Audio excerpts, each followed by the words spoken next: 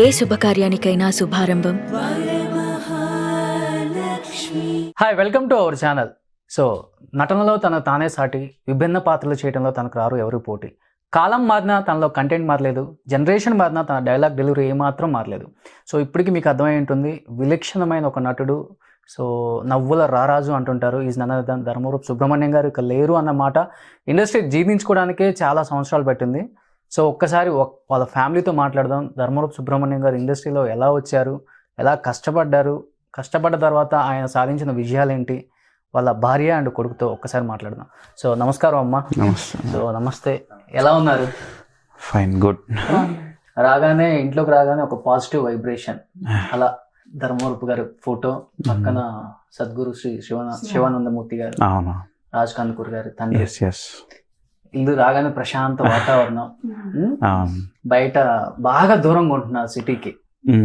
ఎలా మీరు ఫస్ట్ నుంచి ఇదే అలవాట? ధర్మవరపు గారు ఉన్నప్పుడు కూడా సిటీకి బయట ఉండాలి, కొంచెం బాగా ఫ్రెష్ ఎయిర్ రావాలి, ఆయనకు అలవాట ఇదంతా? లేకపోతే ఆయన పోయిన తర్వాత అది జీర్ణించుకోలేక, ఇండస్ట్రీ దగ్గర ఉండలేక మీరు ఇక్కడికి వచ్చి ఉంటున్నారా? అంటే బేసిక్గా ఆయన బాగా చెట్లను బాగా ఇష్టపడేవాళ్ళు, నేచర్కి బాగా దగ్గరగా ఉండేవాళ్ళు. చిన్నప్పటి నుంచి అది బాగా అలవాటు అయిపోయింది మాకు కూడా. రూఫ్ గార్డెనింగ్ బాగా చేసేవాళ్ళు. ఇంట్లో 3 story 4 story హైట్ ఉన్న మామిడి చెట్టు ఉండేది. అలా నేచర్ని బాగా ఇష్టపడతారు. మదర్ కూడా అంతే, బాగా నేచర్ లవర్స్ ఇద్దరు. సో ఆ చిన్నప్పటి నుంచి అవన్నీ చూసి తర్వాత కూడా ఇక్కడ కూడా మేము అందుకనే కొంచెం సిటీకి దూరంగా, పొల్యూషన్లో దూరంగా ఉంటే బాగుంటుంది కదా అని ఎక్కడ చూసినా పొల్యూషన్ ఇప్పుడు అంతా. సో మనకి హెల్త్ పరంగా కూడా ఇది చాలా బెటర్. ఇంకొక కమింగ్ 10-15 years వరకు ప్రశాంతంగా ఉండొచ్చు కదా అన్నట్టు ఆ ఐడియా తోటే ఇక్కడ ఉంటాం. మార్నింగ్ లేవగానే బ్రష్ చేసుకుంటా సరదాగా ఒక 5 నిమిషాలు అంతే పక్కన ఉన్నగా చాలు, అంత ప్రశాంతంగా ఉంది ఇక్కడ. అవునవును. సో కమింగ్ టు అమ్మ, మీ పేరేంటి? కృష్ణజ. సో ధర్మవరపు గారు ఉంటే ఆయన అడిగేవాడిని ఈ క్వశ్చన్ ని. సో కొడుకు కన్నా మీకు బాగా తెలుసు, ఆయన లైఫ్ లో ఫస్ట్ వచ్చిన వ్యక్తి కాబట్టి మీరు. ధర్మవరపు సుబ్రహ్మణ్యం గారు ఎక్కడి నుంచి వచ్చారు, ఎలా వచ్చారు, ఇండస్ట్రీకి రావాలన్న తపన ఆయనకి ఎప్పటి నుంచి వచ్చింది, ఇండస్ట్రీకి వచ్చిన తర్వాత ఆయన పడ్డ కష్టాలేంటి, ఆయన సాధించడానికి లైఫ్ లో చాలా గోల్స్ సాధించారు, అవి సాధించడానికి ఇంకెంత కష్టపడ్డారు, యాజ్ ఏ ఒక భార్యగా మీరు ఆయనకి ఎలా సపోర్ట్ చేశారు? సపోర్టింగ్ అనేది చాలా ఉందండి. మొదటి నుంచి కూడా సపోర్టింగ్ ఉండబట్టి ఏ భర్త వెనకాల భార్య తప్పనిసరిగా హస్తం ఉంటుంది విజయానికి. అట్లాగే ఈ ప్రకాశం జిల్లా కొమ్మినేని వారపాలెం అని స్వగ్రామం అసలు యాక్చువల్గా మా అత్తగారు వాళ్ళు. అక్కడే అద్దంకిలో కూడా ఫామ్ హౌస్ అనేది ఒకటి ఉంది మాకు. అక్కడి నుంచి ఆయన ప్రయాణం సాగించారు. ఆయనకి ఎక్కువగా చదువు అవ్వకుండానే చదువుకుంటూ ఉండగానే ఒంగోలు పీజీఆర్ కాలేజ్, శర్మ గారి కాలేజ్ అని ఉంది ఒకటి. ఆ శర్మ గారి కాలేజీలోనే చదువుతూ ఉండేవాళ్ళు. ఈయనకి నాటకాలన్నా స్టేజ్ డ్రామాలన్నా ఎక్కువ ఇష్టం. ఆ విధంగా స్టార్ట్ అయింది ఆయనది. ఆ తర్వాత టీవీలోను, రేడియోలోను ఏదైనా ఒక ప్రోగ్రాం, బెల్లం తయారు చేసే విధానం కానీ ఒక డాక్యుమెంటరీకి వెనకాల తను చెప్తూ ఉండేవాడు అనమాట. తర్వాత సొంతంగా కథలు రాయడం, చేయడం ఇవన్నీ చేసేవాడు. చాలా మటుకు టీవీలో సీరియల్స్గా వచ్చాయి అవన్నీ కూడా. ఓకే. అయితే తర్వాత తనకు అనిపించింది అనమాట, నేను కూడా ఒకటి చేస్తే బాగుంటుంది అని ఆనందో బ్రహ్మ అనే స్క్రిప్ట్స్ చేశారు ఆయన. అంత హాస్యం గురించి, చిన్న కామెడీ, ప్రతి ఒక్క అందరి ఇళ్లలో కూడా ఒక ఫ్యామిలీ మెంబర్గా అయిపోయి ఆయన అది చేయడం మూలన బాగా పాపులారిటీ అనేది వచ్చింది. ఫస్ట్ దూరదర్శన్లో చేశారు, ఆర్జేగా చేశారు. సూపర్ వాయిస్ ఓవర్ అన్న. అది చేస్తుండగానే జంధ్యాల గారు పిలిచి ఆయన ఇచ్చారు. 1989లో జయంబు నిశ్చయంబురా అనే సినిమా ద్వారా ఆయన పెళ్లి తెరకి పరిచయం అయ్యారు. ఓకే. అక్కడి నుంచి తన ప్రస్థానం కొనసాగింది. ఇంకా వెనక్కి తిరిగి చూసుకోలేదు. సో బట్ మామూలుగానే ఇప్పుడంటే ఈ జనరేషన్ లో పేరెంట్స్ ఉండి ఏ ఫీల్డ్ అయితే వెళ్ళి నువ్వు సక్సెస్ అయితే అయ్యో, లేకపోతే మళ్ళీ బ్యాక్ వచ్చి ఏదో బిజినెస్ చేసుకో అంటారు. బట్ మీ జనరేషన్ లో చాలా కష్టం. సినిమా ఫీల్డ్ కి వస్తానంటే పిచ్చోడా, నీకేమైనా పిచ్చి పట్టిందా, సినిమా ఇండస్ట్రీకి వెళ్తా ఉంటావేంట్రా, పిల్లం పిల్లలు ఏమైపోవాలి, రోడ్డును పడతారు, ఇలాంటి డైలాగ్స్ ఎక్కువగా వినపడతాయి అమ్మా మీ కాలంలో ముఖ్యంగా. మీరు ఆయన పెళ్లి చేసుకున్నాక ఆయన సినిమా ఇండస్ట్రీకి వచ్చారు కాబట్టి ఎప్పుడన్నా మీకు భయం అనిపించిందా, అమ్మో అటు ఇటుగా ఉంటే హైదరాబాదు, చెన్నై పెద్ద పెద్ద మహానగరాలు ఎట్లా ఇదికి వస్తాడో ఈయన, మీ ఇంట్లో మీ అమ్మ నాన్న కానీ వాళ్ళ ఇంట్లో మీ అత్తమామ కానీ తిట్టడం కానీ ఇలాంటి జరిగాయా మరి? ఆయన చిన్న వయసులోనే మా మామగారిని పోగొట్టుకోవడం జరిగింది, 9 ఏట. సో తల్లి అంతా, వీళ్ళు 4 అన్నదమ్ములండి, ఈయన నెంబర్ 2. ఓకే. అయితే ఈయన ఏంటంటే అందరు ఉన్న 4 అన్నదమ్ముల్లో ఈయనే బాగా ధైర్యవంతులు, మాట వాక్చాతుర్యం అని, భాష మీద పట్టు, మంచి పట్టుదల ఉండే మనిషి. సో ఏది పట్టుకున్నా సక్సెస్ఫుల్గా రాణించేవాడు. ఓకే. కాబట్టి ఎవరు కూడా వెళ్ళొద్దు, చెయ్యొద్దు, మీరు ఇట్లా ఎందుకు వెళ్తున్నారనే ఒక ఆలోచన వచ్చేది కాదు. ప్రతి చోట అందరిలో కలిసిపోయేవాళ్ళు, మింగిలైపోయేవాళ్ళు. అందరూ ఎట్లా అంటే ఒక ఇంట్లో మెంబర్ లాగా అక్కడ ఊర్లో కూడా అందరూ కూడా ఎవరు ఈ సుబ్రహ్మణ్యం ఏంటి వెళ్ళడం మనకెందుకు అని ఇది ఉండేది కదా. ఆయన ఉంటే 10 మంది వచ్చి కూర్చునేవాళ్ళు. చిన్నప్పటి బట్టి కూడా ఆటలు ఆడుతున్నా చేస్తున్నా మా అత్తగారు వాళ్ళు చెప్పేవాళ్ళు. కాలేజీలో కూడా చదువుతున్నా, ఈ డ్రామాలు నాటకాలు అవి వేస్తున్నా కూడా మంచి పట్టు ఉండేది. అందువల్ల ప్రతి ఒక్కటి విజయానికి మెట్లే దొరికే కానీ వెనక్కంటూ తిరిగి చూసుకోవడం అనేది లేదు. అందువల్ల ఎటువంటి విమర్శ కానీ, ఎటువంటి రిమార్క్ కానీ ఎటు చూసుకున్నా కూడా అంత సక్సెస్ఫుల్ గానే ఉండేదండి. అందరి సపోర్ట్ ఉండేది ఇంట్లో. బట్ స్టార్టింగ్ స్టేజెస్ కొంచెం కష్టమే మనం సక్సెస్ అయ్యేదాకా ఇండస్ట్రీలో. అంటే అప్ అండ్ డౌన్స్ ఎక్కువ ఉంటాయి, ఫైనాన్షియల్ గా ఇబ్బంది పడాలి. ఒకవేళ ఫైనాన్షియల్ గా అటు ఇటుగా ఉంటే పేరెంట్స్ సపోర్ట్ చాలా ఇంపార్టెంట్ మనకి ఈ ఫీల్డ్. అలా ఆయన కుటుంబ నేపథ్యం కొంచెం పర్వాలేదా? మా మామగారు బాగా వెల్ సెటిల్డ్ ఫ్యామిలీ. సో దాని గురించి ఇబ్బంది ఉండేది కాదు. కానీ ఈయనకి గవర్నమెంట్ జాబ్ కూడా ఉంది. కాకపోతే ఈయనకి ఎక్కువగా ఫిల్మ్ ఇండస్ట్రీలోనే అందులోనే వెళ్ళాలి, ట్రై చేయాలి అనే బాగా పట్టుదలతోటి వెళ్ళేవారు. చెన్నై వెళ్ళారు. ఆయనకి ఎస్వి రంగారావు గారు అంటే బాగా రోల్ మోడల్ ఆయనకి. ఓకే. సో ఆయన చూసి చూసి చూసి ఒక రకమైన చిన్నప్పటి నుంచి అనేవాళ్ళు అందరికి పిచ్చి మొదలైంది అనేవాళ్ళు. అంతే, అది అట్లా ఉండి స్టేజ్ పర్ఫార్మెన్సెస్ ఇచ్చేవాళ్ళు ఎక్కువగా స్కూలింగ్ నుంచి. వాళ్ళ ఊర్లో టెంపుల్స్ లో చేయడము అవన్నీ చేస్తూ అలా అలా బాగా పెరిగిపోయింది. యాక్టింగ్ మీద ఇంట్రెస్ట్ బాగా పెరిగిపోయింది. అట్లా హైదరాబాద్ రావడం స్టార్ట్ అయింది. బట్ ధర్మవరం సుబ్రహ్మణ్యం గారు ఫస్ట్ మీకు ఏమంటారు మిమ్మల్ని? అప్పుల్లో భార్యల్ని ఎక్కువగా ఏమే అదే ఈ అని పిలిచేవాడు. ఎవరికైనా చెప్పేటప్పుడు పేరు అడిగితే చెప్పేవాడు, లేకపోతే ఏమే. మరి ఆ నైట్ ఏమి నేను చెన్నై వెళ్ళిపోతున్నాను, ఇలా సినిమాల్లో ట్రై చేద్దాం అనుకుంటున్నాను, ఏదైనా సక్సెస్ అయితే ఓకే, సక్సెస్ కాకపోతే తర్వాత చూసుకుందాం అని చెప్పినప్పుడు ఫస్ట్ మీ ఫీలింగ్ ఏంటమ్మా? ఇది ఎట్లా అంటే ఆయన సంగతి తెలుసు, ఆయన పట్టుదల తెలుసు. వద్దని చెప్పినా వినే మనిషి కాదు. సో వేసే అడుగు ప్రతిదీ ఆచితూచి వేసేవాళ్ళు. స్ట్రగుల్ అయ్యారు కొద్దిగా, ముందు ఎవరైనా స్ట్రగుల్ అవుతారో అలాగే ఈయన చాలా స్ట్రగుల్ అయ్యారు. కానీ జంధ్యాల గారు చేసిన సహాయం వల్ల అందులో మంచి పేరు తెచ్చుకోవడం కానీ, ఫస్ట్ సినిమా జయమ్మ నిశ్చయంబరాలో తండ్రి పాత్ర వేశారు రాజేంద్ర ప్రసాద్ గారు. మ్యాథమెటిక్స్ టీచర్ లాగా చేశారు. అట్లా ఆ విధంగా ఆయన అడుగు ముందు వేయడంతో ఇబ్బంది లేకుండా పోయింది. కానీ ముందనేది మీరు అన్నట్టుగా స్ట్రగుల్ అనేది జరిగింది. మీరు నల్లపూసలు తీసేయటం, గాజులు తీసేయటం అలాంటివి ఏం జరిగాయి? సక్సెస్ స్టోరీ చెప్తా ఉంటారు కదా ప్రతి ఒక్కళ్ళు. ఏముండదు అంటే అందరు సక్సెస్ స్టోరీ ఒకేలాగా బిగిన్ అవ్వదు కాబట్టి. మా పిన్నత్త గారు, ఆయన పిన్ని గారు వాళ్ళు ఆయన తరఫు కూడా అందరు సపోర్ట్ చేశారు తప్ప మీరు చెప్పినట్టుగా నల్లపూసలు తీసి ఇవ్వడం కానీ, గోల్డ్ కానీ అసలు ఏవి జరగలేదు. తన కష్టార్జితమే, కష్టపడే పైకి వచ్చారు. ఎన్ని సినిమాలు తీసిన తర్వాత మళ్ళీ మీరు చెన్నై వెళ్ళారు ఫ్యామిలీ పెట్టడానికి? ఇంకా చెన్నై అసలు ఎప్పుడు వెళ్ళలేదు, మొత్తం హైదరాబాద్. అసలు ఆయన ఫ్రమ్ ది బిగినింగ్ హైదరాబాద్ ఇండస్ట్రీలో. మొట్టమొదట స్క్రీన్ మీద చూసుకున్న తర్వాత ఎలా అనిపించింది మిమ్మల్ని? మీకు ఎలా అనిపించింది? జయమ్మ నిశ్చయంబరా సినిమా చూసి చాలా ప్రౌడ్ గా అనిపించింది. ఆహా, నా భర్తే కదా వేసింది, అలా చేసి ఏదో సాధించావన్నారా? అంటే తెలిసిపోతుంది కదండి, అది సక్సెస్ అయింది కదా. లేకపోతే ఒక డైలాగ్ వేసారా, ఏదో పిచ్చోడు వెళ్ళిపోతున్నాడు సినిమాల్లోకి, ఏం చేస్తాడు అనుకున్నాను కానీ ఏదో సాధించారండి అనుకున్నారా మైండ్ లో? అది సక్సెస్ కనపడిన తర్వాత ఇంకేముండదు కదండి, అట్లా ఏముండదు కదా. తర్వాత ఎలా కొనసాగిందమ్మా ఆయన సినిమా కెరీర్ కానీ, పర్సనల్ కెరీర్ కానీ? ఎందుకంటే వన్స్ జంధ్యాల గారి ఇన్స్టిట్యూట్ లో పడ్డామంటే ఆర్టిస్ట్ ఇంకా వెనక్కి తిరిగి చూసుకోవాల్సిన అవును. పని లేదు. అవును. బ్యాక్ టు బ్యాక్ మూవీస్ కంటిన్యూగా చేస్తారు. లైక్ అవును. బ్రహ్మానందం కావచ్చు, ధర్మవరపులు కావచ్చు, ఉమ్. ప్రతి ఆర్టిస్ట్ కూడా. ఆ? ఎలా అనిపించింది ఆయన లైఫ్ అంతా ఎలా కొనసాగింది అప్పుడు? ఇంకా బాగా కొనసాగిందండి.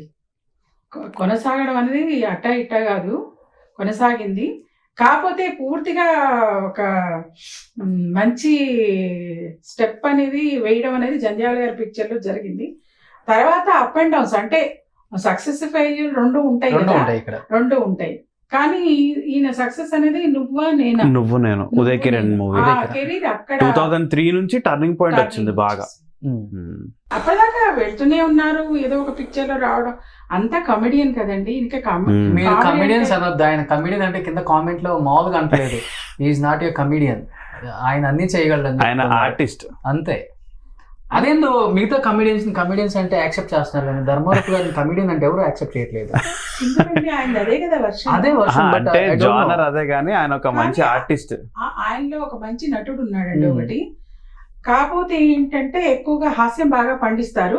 ఏ పాత్ర ఇచ్చినా కూడా చేయగల సత్తా ఉంది. కాకపోతే ఎక్కువ హాస్యానికి ఎక్కువ ప్రాధాన్యత ఇస్తారు. భాషకు కూడా అలాగే ప్రాధాన్యత ఉంది. గ్రిప్ బాగుంటుంది, తెలుగు మీద బాగుంటుంది. మాట్లాడే పదం కూడా స్పష్టంగా ఉంటుంది. ఏదైనా ఎవరితో తెలుగు భాష మీద ఎక్కువ చాలా గ్రిప్. బాగా ఇష్టం అండి. లైబ్రరీ ఉంది ఇంట్లో, గ్రంథాలయం. ఎప్పుడు చదువుతూ ఉండేవాడు బుక్స్. మన ఒక ఎంటీ వాల్ అంత పెద్ద షెల్ఫ్ లో బుక్స్ ఉండేవి, 2000 బుక్స్ దాకా ఉండేవి దగ్గరగా. ఓకే, ఆల్మోస్ట్ అన్ని చదివారు ఆయన.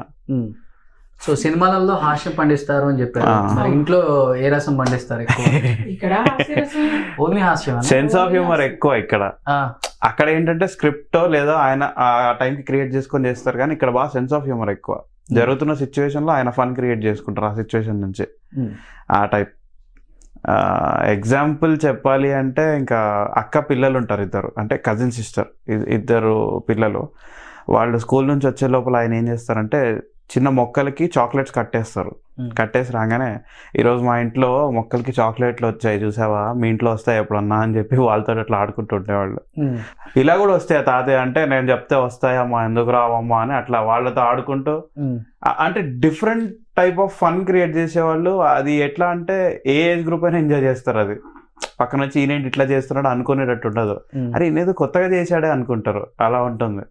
సో సినిమా ఇండస్ట్రీలో బాగా బిజీగా ఉన్న ఆర్టిస్టులకి ఇంట్లో హోమ్ మినిస్టరే అంతా హ్యాండిల్ చేస్తుంటారు. చెప్పెళ్ళాలి, చెప్పులు వేసుకెళ్ళాలి అన్న టైప్ లో ఉంటుంది అంటారు. మీరు సామెతలు బాగా చదువుతారు అనుకుంటారు.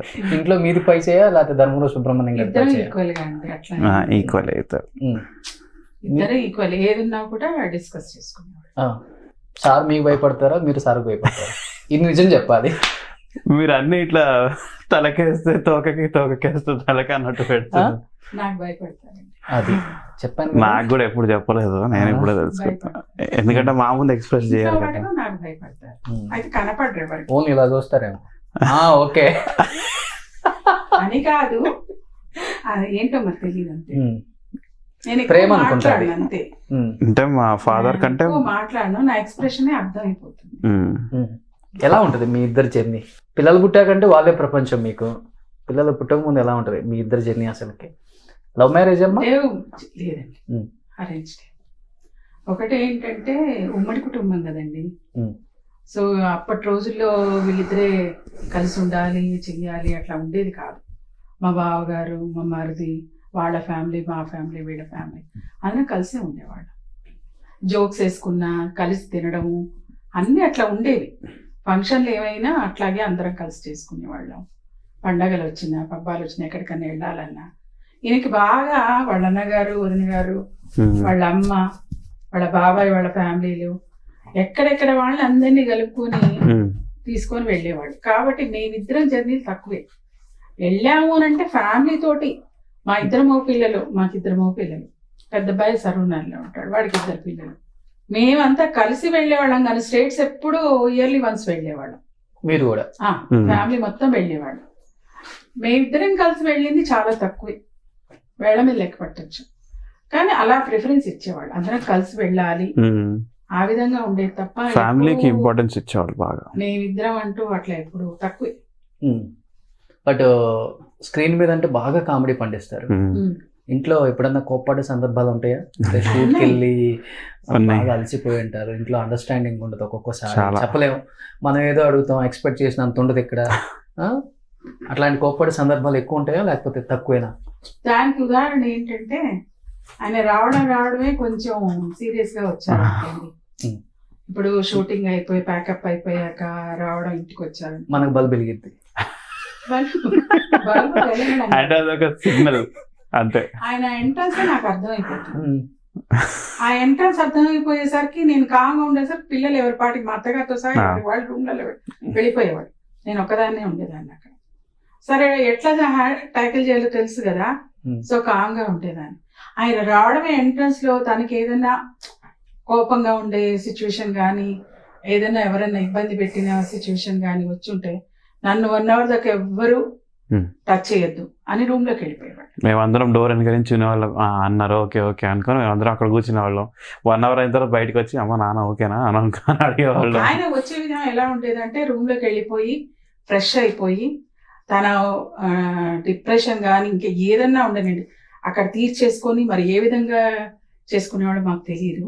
వచ్చేటప్పుడు మాత్రం ఈయన పాటలు కూడా పాడతారు కదా, ఒక పౌరాణిక పద్యమో చెల్లియో చెల్లకో అనుకుంటూ ఆ పాటలో, లేకపోతే మంచి ఘంటసాల పాటో ఏదో ఒకటి పాడుకుంటూ దిగేవాడు. అప్పుడు అందరూ వచ్చేవాళ్ళు మళ్ళీ బయటికి.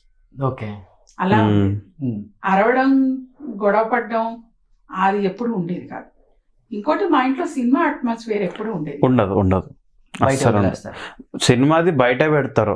వన్స్ ఒకసారి షూటింగ్ అయిపోయిందంటే కార్లో స్టెప్ ఇన్ అయ్యారంటే అట్మాస్ఫియర్ తీసుకురారు. స్విచ్ ఆన్ స్విచ్ ఆఫ్ అంటారు కదా, సేమ్ అంతే, ఏదెక్కడో అది అక్కడ అంతే. సో బట్ ఆయన కోపంగా వచ్చారు అంటే ఆ రోజు సెట్ ఏదో జరిగినట్టే. సెట్ అని కాదు, మల్టిపుల్ రీజన్స్ ఏదని కదా అంటే చెప్పరు, ఎందుకు చెప్పి ఇంట్లో వాళ్ళని ఇబ్బంది పెట్టాలని ఎప్పుడు చెప్పరు. ఓకే, కానీ సఫర్ అవుతారు ఏదన్నా ఉంది. సో బట్ ఆర్టిస్టుల మధ్య జలస్ కూడా ఎక్కువ ఉంటుంది. నాకన్నా ముందు వచ్చాడు, నాకన్నా వెనక వచ్చాడు, వీడి పైకి వస్తున్నాడు, నాకన్నా వెనక వచ్చిన వాడు ఎక్కువ సంపాదిస్తున్నాడు, నాకన్నా ఒక 10 కిలోలు ఎక్కువ కొనేసాడు, వాళ్ళ ఆవిడకి ఒక 10 కేజీలు బంగారం కొనేసాడు. ఈ జలస్ ఫీలింగ్ ఎక్కువ ఉంటుంది. వాళ్ళ ఇంటికి వెళ్ళినప్పుడు వాళ్ళ ఆవిడే అంటది, ధర్మవరం పోయి 10 కేజీలు కొన్నారంట. అమ్మో మీరు 10 కేజీలు అంటుంటే నాకే డౌట్ కొడుతుంది. ఇవన్నీ ఎక్కువ ఉంటాయి అమ్మా. ఎప్పుడన్నా ఏ ఆర్టిస్ట్ అయినా సెట్ లో గొడవ పట్టడం కానీ, లేకపోతే పర్సనల్ గా ఏదన్నా గొడవలు ఉన్నా, ఏదన్నా జరిగా ఎప్పుడన్నా ధర్మవరపు గారి లైఫ్ లో? అంటే ఆర్టిస్ట్ అమ్మకే తెలుస్తుంది. అంటే సరే అమ్మ చెప్పాక నాకు తెలిసింది. ఎప్పుడన్నా ఆయన వేరే ఆర్టిస్ట్ వల్ల ఇబ్బంది పడ్డ సందర్భాలు ఏమైనా ఉన్నాయా? ఫస్ట్ లో కానీ, కెరీర్ స్టార్టింగ్ లో కానీ, మిడిల్ లో కానీ, టాప్ కి వెళ్ళినప్పుడు కూడా? మిడిల్ లో ఎప్పుడన్నా అయి ఉండొచ్చు, కానీ ఏదున్నా కానివ్వండి అక్కడ ఏమన్నా జరిగినా ఇంట్లో ఏం చెప్పరు, నాకు కూడా ఏం చెప్పరు, ఎందుకంటే బాధపడతానని. సపోజ్ ఒకసారి ఏమైందంటే ఇన్సిడెంట్ చెప్తాను. ఏదో షూటింగ్కి వెళ్ళారు, నాకు పిక్చర్ ఏదో కూడా గుర్తులేదు, గోల్డ్ బ్రాస్లెట్ పోయింది. నాకేంటంటే చాలా కేర్ఫుల్గా ఉంటాను, ఉండి ఏ వస్తువైనా చాలా ఇదిగా ఉంటుంది మన దగ్గర. ఆ రోజు చేతికి నాకు కనపడలే బ్రాస్లెట్. సార్ నేను ఒక్కోసారి డ్రైవర్ సంపత్ అన్నాడు, అన్నీ వాడి దగ్గరే ఉంటాయి, అలా ఉండుంటుందిలే అనుకుంటాను. రాగానే ఫస్ట్ నగసిక పర్యంతం చేస్తా, ఈయన ఏం వేసుకొని వెళ్ళారు, వచ్చిన తర్వాత ఉన్నాయా లేవా అని చూస్తా. వచ్చేటప్పటికి లేవనుకోండి, రాగానే అడగను అనమాట. మా ఇంట్లో అదొకటి ఉంది హ్యాబిట్, అడగం. పిల్లలు అసలే ఏమీ ఉండదు, నేనే ఏది పట్టించుకున్నా. ఆ రోజు వస్తూనే నా సంగతి తెలుసు అన్నాడు, గోల్డ్ బ్రాస్లెట్ పోయింది కానీ నువ్వు ఎంకరేజ్ చేయకే, ఆ మేనేజర్ని వాళ్ళని ఇబ్బంది పెట్టకు అన్నాడు. అదేంటి అట్లా అంటారు అన్నా. అంతే పోయిందంతే, ఏం చేస్తాం అన్నారు. అంతే తప్పించి దాని గురించి బాధపడ్డము, కృంగిపోవడము అవి ఉండవు. అది నాకు ఉంటుంది, ఏంటి ఇలా చేశారు, ఇలా పోగొట్టుకున్నారు షూటింగ్లో, ఇవాళ ఇది పోయింది రేపు ఇంకోటి పోతే ఎట్లాగా అనుకుని ఈయన ముందే చెప్పుంచుతారు కదా, ఇంకా నేను ఇంకోసారి అడగడానికి ఉండదు అక్కడ, ప్రెస్టేజ్కి వస్తుంది కదండి, అందుకని అది ఎక్కడో జరిగింది షూటింగ్. ఓకే, బట్ ఒకసారి ధర్మవరపు గారిని ఒక హీరో అయితే కొంచెం ఇబ్బంది పెట్టినట్టు మాట్లాడారు సెట్ లో, అని చెప్పి. ఎక్కువ హీరో కాదు అంటే ఆ ఇన్సిడెంట్ నాకు తెలుసు క్లియర్ గా. బేసిక్గా ఏమైందంటే ఆయన చెన్నై నుంచి ఏదో పని మీద వెళ్ళారు, రిటర్న్ వస్తున్నారు ఫ్లైట్లో, వచ్చేసారు, హైదరాబాద్లో ల్యాండ్ అయిన తర్వాత ఆ మూవీ మేనేజర్ ఉంటారు కదా, ఆయనకు ఫోన్ చేసి చెప్పారు, ఇట్లా నాకు రావడానికి లేట్ అవుతుంది కొంచెం, అంటే ఫ్లైట్ అక్కడ డిలే అయింది, నాకు రావడం లేట్ అవుతుంది అన్నారు. 10కి అక్కడ సెట్లో ఉండాలి, కొంచెం 11:30 అయ్యేటట్టు అనిపిస్తుంది. ముందే ఇన్ఫార్మ్ చేశారు బ్యాగేజ్ కలెక్ట్ చేసుకుంటున్న టైంలో. ఆ మేనేజర్ ఏంటంటే ఆ మూవీ ప్రొడ్యూసర్కి వాళ్ళకి అప్డేట్ చేయలేదు ఆయన మరి ఎందుకు చేయలేదో తెలియలేదు. మా ఫాదర్ వెళ్ళేసరికి ఆల్మోస్ట్ 11:45 అయింది. ఆయన 10:30 నుంచి 11 మధ్యలో అన్నారు. 11:45కి వెళ్తే సినిమా హెడ్ ఆయన వచ్చి, మీరేంటండి మీరు ఇంతకుముందు నుంచే పేరు రావడం మొదలుపెట్టింది, మీరు ఇట్లా చేస్తే ఎట్లా, ఇది తప్పు కదా అని అందరి ముందు అరిచేశాడు సెట్లో. ఏం మాట్లాడలేదు, సైలెంట్. ఈయన క్యారీవ్యాన్స్ ఉండవు అంటే ఈయన తీసుకోరు బేసిక్గా, ఎందుకంటే ఈయన షూటింగ్లో ఒక్కడే సైడ్ కూర్చొని ఒక చిన్న టేబుల్ ఫ్యాన్ పెట్టుకొని అక్కడే ఉంటారు. కానీ నేను పెద్ద ఆర్టిస్ట్ని, నాకు సపరేట్గా అలవెన్సెస్ ఉండాలన్న ఫీలింగ్ ఎప్పుడూ ఉండదు. సో అట్లా కూర్చొని సైడ్కి వెళ్ళి కూర్చొని ఇంకా ఆయన టిఫిన్ చేయలేదు అప్పటిదాకా. టిఫిన్ చేసేసి రిలాక్స్గా కూర్చున్నారు. తర్వాత మళ్ళీ వచ్చాడు ఆయన. రాగానే అక్కడ మాట్లాడారు పక్కన, ఎవరు లేనప్పుడు ఒకటే అన్నారు, సార్ నేను మీ మేనేజర్కి అప్డేట్ చేశాను, అప్డేట్ చేసినా కూడా మీకు ఎందుకు చెప్పలేదో నాకు తెలియదు, మీ మేనేజర్ని పిలవండి అన్నాడు. అతను వచ్చాడు. వచ్చిన తర్వాత నేను నీకు ఫోన్ చేశాను కదా లేట్ అవుతుందని, బ్యాగేజ్ కలెక్ట్ చేసుకుంటున్నాను, ఎయిర్పోర్ట్లో ఇప్పుడే ల్యాండ్ అయిన ఫ్లైట్ అని చెప్పాను, అప్డేట్ చేయమని చెప్పాను అంటే, అవును సార్ మీరు చెప్పారు, నేనే చెప్పలేదని ఒప్పుకున్నాడు ఆయన ముందే. అయితే ఒకటే అన్నాను, నేను మీ సినిమా చేయనండి, మీరు అందరి ముందు అరిచారు, నేను పక్కకు వచ్చారు చెప్తున్నాను, మీకు నాకు డిఫరెన్స్ ఇదే అని అన్నారు. సినిమా చేయనని వచ్చేసారు చేయనని వచ్చేసారు. చాలా పెద్ద బ్యానర్ అది, పెద్ద హీరోకి రిలేషన్ ఆయన. నేను అవన్నీ బయట పెట్టకూడదు అన్ని ఇంకా ఆయనే ఆ సినిమాకి. సో అట్లా అనేసి ఇంకా ఇంటికి వచ్చేసారు. ఆ హీరో ఫోన్ చేసి బాబాయ్ అంటే వీళ్ళు రిలేషన్తో పిలుచుకుంటారు కదా, అట్లా బాబాయ్ అని బ్రతిమలాడితే 1 month తీసుకున్నారు ఆయన. 1 month వాళ్ళు బ్రతిమలాడారు. ఎందుకంటే ఈయన చిన్న ఆర్టిస్ట్ కాదు కదండి, అప్పటికి ఈయన ఇండస్ట్రీలో 40 years అయింది. చాలా పంక్చువల్గా ఆయన చెప్పిన టైంకి ఒక 5-10 minutes లోపే వచ్చేస్తారు, కానీ ఆ చెప్పిన టైంకి 1 minute కూడా డిలే అవ్వదు. ఉన్న సిచ్యువేషన్ని చెప్పడం అలవాటు ఆయనకి, కవర్ చేసుకోవడానికి ఉండదు. నేను ఇట్లా అయిందని చెప్తారు. అయినా కూడా ఈయన అనేసరికి ఈయనకి బాగా హర్ట్ అయిపోయారు బాగా. దాంతో చేయనని చెప్పారు. ఇంకా 1 month ఆయన అడిగితే అప్పుడు చేశారు సినిమా. చాలా సెన్సిటివ్ పర్సన్ అమ్మా ధర్మవరపు గారు. సెన్సిటివ్ కాదు, కనపడ ఊరికనే కళ్ళమ్మ నీళ్ళు వచ్చేస్తాయి. అట్లా లేదు, అట్లా ఎక్స్ప్రెస్ అయిపోతారు ఏదన్నా సంఘటన అయితే. ఫేస్ న్యూట్రల్ గా ఉంటుంది, ఎప్పుడు నవ్వుతూనే ఉంటారు, కానీ లోపల ఏమనుకుంటున్నారో ఎవరు చెప్పలేరు, తెలియదు. అది ఇంట్లో నాకు ఒక్కదానికే తెలుస్తుంది. కానీ మా ఫాదర్ మైండ్ సెట్ ఏంటంటే ఒక 5 నిమిషాలు 10 నిమిషాలు ఎవరితోనైనా మాట్లాడితే వాళ్ళతో ఎట్లా మాట్లాడాలో ఫిక్స్ అయిపోతారు. బట్ తెలుసో తెలియకో మనం కూడా కొన్ని తప్పులు చేస్తాం ఇంట్లో వాళ్ళు కూడా. మీ వల్ల ఎప్పుడన్నా ఆయన బాధపడ్డ సందర్భాలు కానీ, లేకపోతే ఆయన వల్ల మీరు ఎప్పుడన్నా బాధపడే అవకాశం నేను ఇచ్చేదాన్ని కాదు. పొరపాటు ఏదన్నా జరుగుతుంది అనుకోండి, నా వల్లే కానీ పిల్లలు ముందే నేను చెప్పేస్తాను, ఇదిగో ఇవాళ జరిగిందండి, దీని గురించి మీరు కామెంట్ చేయాలి. ఓకే, అట్లా మ్యూచువల్ అండి. ఓకే, కాబట్టి ఎప్పుడు గొడవలు పడ్డాం అట్లా ఏమి ఉండేది కాదు. గొడవలు పడ్డాం అంటే ఎప్పుడు లేదు, ముందే చెప్పేసుకుంటాం. గొడవలు పట్టుకుంటే చిన్న చిన్నవి ఉంటాయి. అమ్మ చేతులు ఎక్కువగా ఉంటాయి, అసలు అవి ఏం ఉండవు. ఆయన చేస్తారు షాపింగ్ కూడా మీకు కూడా ఫోన్ చేసి చెప్తారు, నేను బలానా షాప్ లో ఉన్నాను అంటే ఎవరైనా కొంటుంటే వెళ్ళి తను కూడా బాగుంటది కదా, ఆ సర్కిల్లో ఉన్నప్పుడు రిలేషన్ ఉంటుంది కదా, ఫ్రెండ్షిప్ రిలేషన్. అక్కడ కొనేటప్పుడు మాత్రం ఫోన్ చేస్తారు, నీకు ఏ కలర్ కావాలి చీర అది ఇది అని అంటే, ఇప్పుడు ఎందుకండి అంటా నేను. అంటే కాదులే చెప్పు, కంచి పట్టు చీర షాప్లో ఉన్నాను ఇలా చెప్తూ ఉంటారు. సరే మీకు నచ్చిన కలర్ తీసుకోండి అంటాను అనుకోండి, అట్లా తీసుకుంటారు. లేదంటే పర్టికులర్గా చెప్పు అంటే చెప్తాను. పిల్లలు కూడా అంతే, ఎవరికైనా ఏమైనా కావాలంటే అడుగుతారు ఫోన్లు చేసి. బొమ్మరిల్లు డాడీయా అంతే, అడగకుండానే తీసుకొస్తారు, అడిగిన తర్వాత కూడా తీసుకొని వస్తారు. చాలా ఉంటది అట్లా. ఓకే, డిసప్పాయింట్మెంట్ అనేది ఎప్పుడు ఉండదు. లేదు, డిసప్పాయింట్మెంట్ లేదు అసలు. కావాలని పర్టికులర్ గా అడిగితే మాత్రం కంపల్సరీగా తీసుకొస్తారు. ఆనాటి హాస్య నటులు ఇంకెప్పటికి రారు. లైక్ బ్రహ్మానందం గారు కావచ్చు, వేణుమాధవ్ కావచ్చు, అలీ కావచ్చు, ధర్మవరపు గారు కావచ్చు, రిప్లేస్మెంట్ అనేది గారు కావచ్చు, రీప్లేస్మెంట్ ఆహుతి ప్రసాద్ గారు కావచ్చు, టాప్ కమెడీస్ అమ్మ. వాళ్ళ టైమింగ్ వేరు అసలుకి. ఒక డైలాగ్ డెలివరీ కానీ, టైమింగ్ కానీ వాళ్ళు పండించినట్టు పండిలేరు ఇంకా. అలాంటి హాస్య నటుని మనం వరుసగా కోల్పోయాం. ఇయర్కి ఒకళ్ళు, జయప్రకాష్ రెడ్డి గారు వరుసగా చనిపోయారు. ఒక బ్రహ్మానందం, అలీ గారు ఉన్నారు, మిగతా వాళ్ళంతా చనిపోయారు. కోట శ్రీనివాసరావు గారు. ఏమనిపించింది మీకు ఆ టైంలో? ఆయన కూడా ఈయనకన్నా ముందు చనిపోయిన వాళ్ళు కూడా ఉన్నారు. అవును ఉమ్. అవును. ఆయన కమిడియన్స్ అలా చనిపోతున్నప్పుడు ఆయన రెస్పాన్స్ ఏంటి ఇంట్లో? ఏంటి, ఏం మాట్లాడారు మీతో అసలు? కొంచెం డిప్రెషన్లోకి వెళ్ళారు ఆయన. అంటే కో ఆర్టిస్టులు అన్ని ఏళ్ల నుంచి ఉన్న ఫ్రెండ్షిప్ ఇంక రేపు పొద్దు నుంచి కనపడారు అనేసరికి చాలా డిప్రెస్ అయ్యారు ఆయన.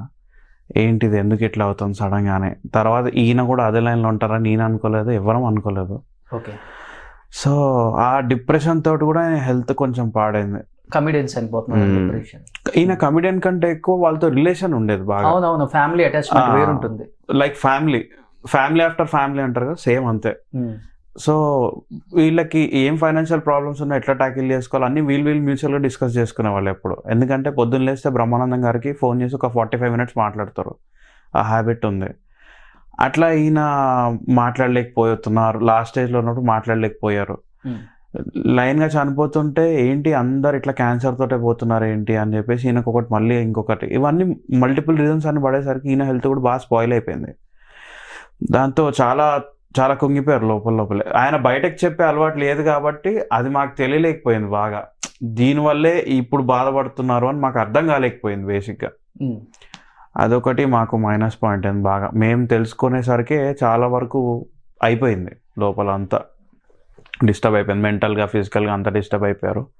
ఆయన బాగా కాన్షియస్గా ఉంటారు హెల్త్ విషయంలో. కాకపోతే ఏంటంటే ఇంకా అట్లా అయిపోయింది అది.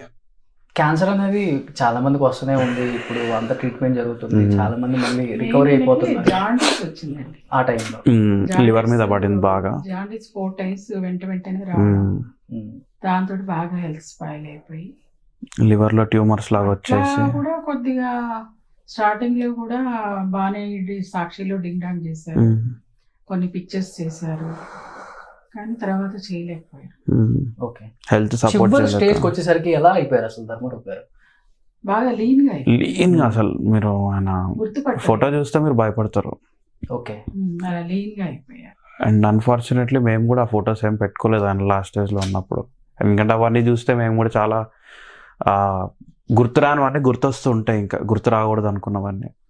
ఆయన తీసుకున్న సెల్ఫీ, లాస్ట్ సెల్ఫీ 2013 అక్టోబర్ అనుకుంటా, అంతే. ఆయన ఫొటోస్ అంటే బాగా పిచ్చి ఆయనకి, బాగా తీస్తుంటారు ఫొటోస్, బాగా తీస్తుంటారు. బాగా తీసుకునేవాళ్ళు. హాస్పిటల్లో ఉన్నప్పుడు కూడా తీసుకునేవాళ్ళు బాగా సెల్ఫీస్ అన్ని. అట్లా ఆయనను అంటే అన్నేళ్ళు ఒకలాగా చూసి సడన్ గా అట్లా 1 year మొత్తం హాస్పిటల్లో, అంటే 10 months అట్లా హాస్పిటల్లో చూసేసరికి మాకు అర్థం కావట్లే ఈయన ఇట్లా అయిపోతున్నారు. ఫర్దర్గా అసలు మా సంగతి ఏంటి, పిల్లలది ఏమవుతుంది అని అమ్మ బాధపడేది బాగా. మేమేంటంటే నాకు అప్పుడు 20 years ఆయన చనిపోయిన టైంకి. ఓకే. నేను అప్పుడప్పుడు నాకు ఫ్రాంక్లీ చూసే టైం వచ్చింది ఆయన. అట్లీస్ట్ నా సక్సెస్ స్టార్ట్ అయ్యే టైం అని ఆయన చూడలేదు. ఇంకొకటి ఏంటంటే నేను చిన్నప్పటి నుంచి ఎట్లా పెరిగానో, ఎట్లా ఖర్చు పెట్టానో, ఎట్లా సంపాదించాలనేది నాకు అసలు ఏం తెలియకుండా పెంచారు, ఫ్రాంక్ గా చెప్తున్నాను. ఓకే. ఇప్పుడు ఆయన చనిపోతున్న టైం 2013-12 ఆ టైం నుంచి నాకు అన్ని ఎక్స్పెన్సెస్ ఎట్లా అవుతున్నాయి, ఆయన ఎట్లా సంపాదించుకున్నారు ఏంటని అప్పుడు స్టార్ట్ అయింది తెలియడం. సో టిల్ దెన్ నాకేం తెలీదు. అప్పటి నుంచి నేనే ఎక్స్పోజర్ పెంచుకుంటున్నాను, నేనే కాంటాక్ట్స్ అన్నీ సంపాదించుకోవడం, నేనే నా సెల్ఫ్ ఇంట్రడక్షన్స్ ఇచ్చుకోవడం. ఎందుకంటే తప్పు లేదనిపించింది నాకే. నేను అట్లా కంఫర్ట్ జోన్లో ఉన్నోడిని ఇప్పుడు నేను స్ట్రగ్లింగ్ జోన్లోకి వచ్చాను. సో నేనే అప్రోచ్ అవడంలో తప్పు లేదని చెప్పి నేనే అందరినీ అప్రోచ్ అవుతున్నాను. తప్పలేదు దాంట్లో. అవును. నేను ఎందుకంటే నన్ను ఆయన అసలు ఎప్పుడు కానీలేదు, అట్లా స్ట్రగుల్ కానీలేదు బేసిక్గా. అట్లా చూసుకున్నారు. ఎటైనా వెళ్తే కూడా మేము సరూర్ నగర్లో ఉన్నప్పుడు ఇక్కడ పిన్ని వాళ్ళు ఉంటారు, వాళ్ళు 15 years నుంచి ఇక్కడే ఉన్నారు. ఇక్కడికి వీళ్ళు ఇంటికి వచ్చే దారిలోనే 3-4 times కాల్ చేసేవాళ్ళు, ఇంటికి వచ్చేస్తావా నాన్న, ఇంటికి వచ్చేస్తావా, అట్లా బాగా ఎక్కువ ప్రేమగా ఉండే. పెద్ద అబ్బాయిని చిన్న అబ్బాయిని స్టేట్స్ వెళ్తే కూడా 2009లో మ్యారేజ్ అయింది ఆయన ఉన్నప్పుడే. అదొక హ్యాపీనెస్ చాలా. తర్వాత ఈయన 2013 డిసెంబర్లో ఎక్స్పైర్డ్ కదా, అప్పటికి మా పెద్ద కోడలు కన్సీవ్ అయింది. అదొకటి తెలుసుకున్నారు, కానీ సొంత మనవాళ్ళని చూడలేకపోయారు. అదొకటే లోటు. బట్ మీరు అన్నారు ఇంతకుముందు బ్రహ్మానందం గారితో కూడా మార్నింగ్ ఒక 45 minutes ఈజీగా. బట్ ఫాదర్ చనిపోయే ముందు కూడా బ్రహ్మానందం చూడాలి, బ్రహ్మానందంతో మాట్లాడాలని చెప్పేసి అన్నారు. కాకపోతే ఈయన వారు ఎవరిని రావద్దని, చూడలేరు, వద్దు అని చెప్పి ఆపేశారు. అంటే బట్ వాళ్ళు అయితే ఫోన్ చేశారు చూడాలని. చేశారు చూడాలని ఉంటుంది కదండి. ఇంకా ఆయన ఎట్లా అంటే బాగా లీన్ గా అయిపోయి మనిషి కొంచెం గుర్తుపట్టలేని పరిస్థితిలో అయినారనమాట ఆయన. అందువల్ల ఆయనంతటా ఆయనే రీసెంట్ గా ఒక 1-2 months బ్యాక్ నేను ఇన్స్టాగ్రామ్ లో పోస్ట్ చూసాను ఒకటి. ఈయన అంటే మా ఫాదర్ది ఆయన బర్త్డే అప్పుడు పెట్టారు, ఎవరో మన మీమ్ క్రియేట్ చేసే వాళ్ళు ఉంటారు, వాళ్ళు పెడితే కింద కామెంట్స్ లో లెఫ్ట్ లైన్ తెలుసు రైట్ లైన్ ఎవరని అడుగుతున్నారు. నేను షాక్ అయ్యా. అసలు అప్పుడు అనుకున్నది నిజం, వాళ్ళు రాకుండా ఉండడం ఈయన అవాయిడ్ చేసిందే కరెక్ట్ అయింది. అప్పుడు వాళ్ళు వస్తే కూడా వాళ్ళు ఇంకా డిసప్పాయింట్ అయ్యేవాళ్ళు డిప్రెషన్కి చాలా. బట్ ఆయన బాడీ చూసిన తర్వాత మటుకు ఎవ్వరు ఆపుకోలేకపోయారు. ఇట్లా అయిపోయారు ధర్మరూప్ బ్రహ్మానందం గారు కావచ్చు అంతా కూడా. బట్ క్యాన్సర్ పేషెంట్ ఆల్మోస్ట్ చెప్తారమ్మా ఇంకొక 2-3 days ఉంటారు ఏనా అని కూడా. ఫస్ట్ ఆ మాట చెప్పగానే డాక్టర్ ఎలా అనిపించింది మీ ఫ్యామిలీ మెంబర్స్ మొత్తానికి అసలు ఒకసారి? అప్పుడు డాక్టర్లు చెప్పారండి, ఇంకా ఉంటే 1 month 1.5 month ఉండొచ్చు, లేదా డేస్ చెప్పలేము అన్నారు. అప్పుడు ఏడ్చేశారు. ఆయనకు చెప్పేసి అందరి ముందే ఆయనకు కూడా చెప్పారు. చెప్తే అప్పుడు మా పెద్ద అబ్బాయి నేను ఇద్దరమే ఉన్నాం హాస్పిటల్లో. ఉంటే 2 చేతులు పట్టుకున్నారు ఇలా మా పెద్ద అబ్బాయి. బాబు ఏమో అప్పుడు కాలేజ్కి వెళ్ళాడు, చిన్నబాబు పట్టుకొని నా పరిస్థితి ఏంటి ఇట్లా అయిపోయిందని ఏడిస్తే మేము అన్నాం అనమాట, ఏం కాదండి మంచిగానే అవుతారు మీరు. మనం ఓదార్పుగా చెప్పాలి కదా, మరీ డిప్రెషన్లో పడిపోతే కష్టం అని. ఏం కాదు, స్టంట్ వేసారు కదా, ఏం కాదు. జాండీస్ ఉంటుంది అనమాట, బాగా సివియర్గా వచ్చింది 4 times. దానివల్ల ఆయన కోలుకోలేకపోయారు. మాట కూడా పూర్తిగా మాట్లాడడానికి వచ్చేది కాదు. ఆమెన లివర్లో వచ్చింది రావడం కూడా చెప్పాము, కానీ ఆయనకైనా డాక్టర్లు చెప్పడంతో కూడా తెలిసిపోయింది ఆయనకి. అంటే డైజెస్ట్ చేసుకోలేని రియాలిటీ కాబట్టి ఇంకా బ్లాంక్. ఏం చెప్పాలి ఆయనకని నాకు మా పెద్ద అబ్బాయికి అర్థం కాకుండా అయిపోయింది. ఒకసారి బ్లాంక్ అయిపోతుంది కదండి అట్లా చెప్తే. అంత పెద్ద మనిషికి ఏం చెప్పాలో కూడా అర్థం కాలేదు ఫస్ట్ ఆయన ఓదార్చడానికి. ఆయనకు అన్నీ తెలుసు, ఇంకా మా వంతు ప్రయత్నం చేసుకోవడం. ఆయన కోమాలోకి మెల్లగా వెళ్తుంటే నేనే ఆయనను కదిపి లేపడానికి ట్రై చేసేవాడిని లాస్ట్ మూమెంట్లో. చాలా చేశాను. ఆ రోజు అయితే అసలు నాకు జరుగుతుంది ఏంటి కళ్ళ ముందు అనేది నాకేం అర్థం, ఒక మోషన్ లాగా ఇట్లా వెళ్ళిపోయింది. అదొక నరకు డాక్టర్స్ చెప్పినాక ఇంకొక మంతే ఉంటారు అన్నప్పుడు మనం ఎమోషనల్ అవ్వకుండా ఏడవకుండా ఆయన కంట్రోల్ చేయాలనేది అది ఇంకొక చాలా పెద్ద ఛాలెంజ్. చాలా ఫేస్ చేశాను, చాలా పెయిన్ కదా అదంతా ఫేస్ చేశాను నేను మా పెద్ద అబ్బాయి. నేను మా పెద్ద అబ్బాయి ఎవరికి చెప్పలేదు, చాలా మటుకు కవర్ చేసాం ఏం లేదని. లాస్ట్ మూమెంట్ లో ఇంకా ఆ రోజు పోతారనగా ఆ రోజు డాక్టర్లు వాళ్ళు చెప్పేశారు, ఇంకా అందరూ వచ్చేసారు హాస్పిటల్కి.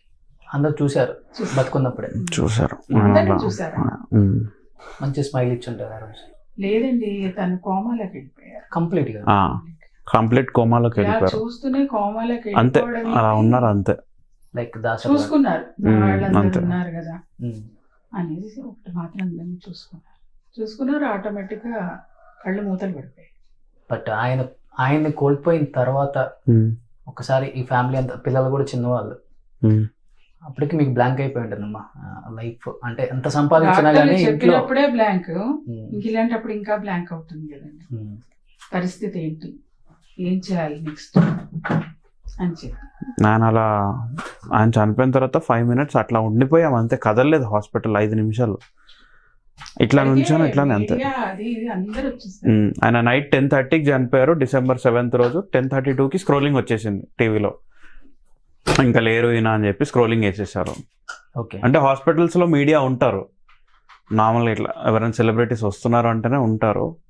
దట్టు ఆయన అన్ని రోజులు అక్కడ ఉన్నారని కామన్గా తెలిసిపోతుంది హాస్పిటల్లో. సో అట్లా తెలిసిపోయేసరికి ఆ రోజు మార్నింగ్ నుంచే రిపోర్టర్స్ ఉన్నారని మాకు తర్వాత తెలిసింది. అట్లా బయటకు వచ్చింది న్యూస్.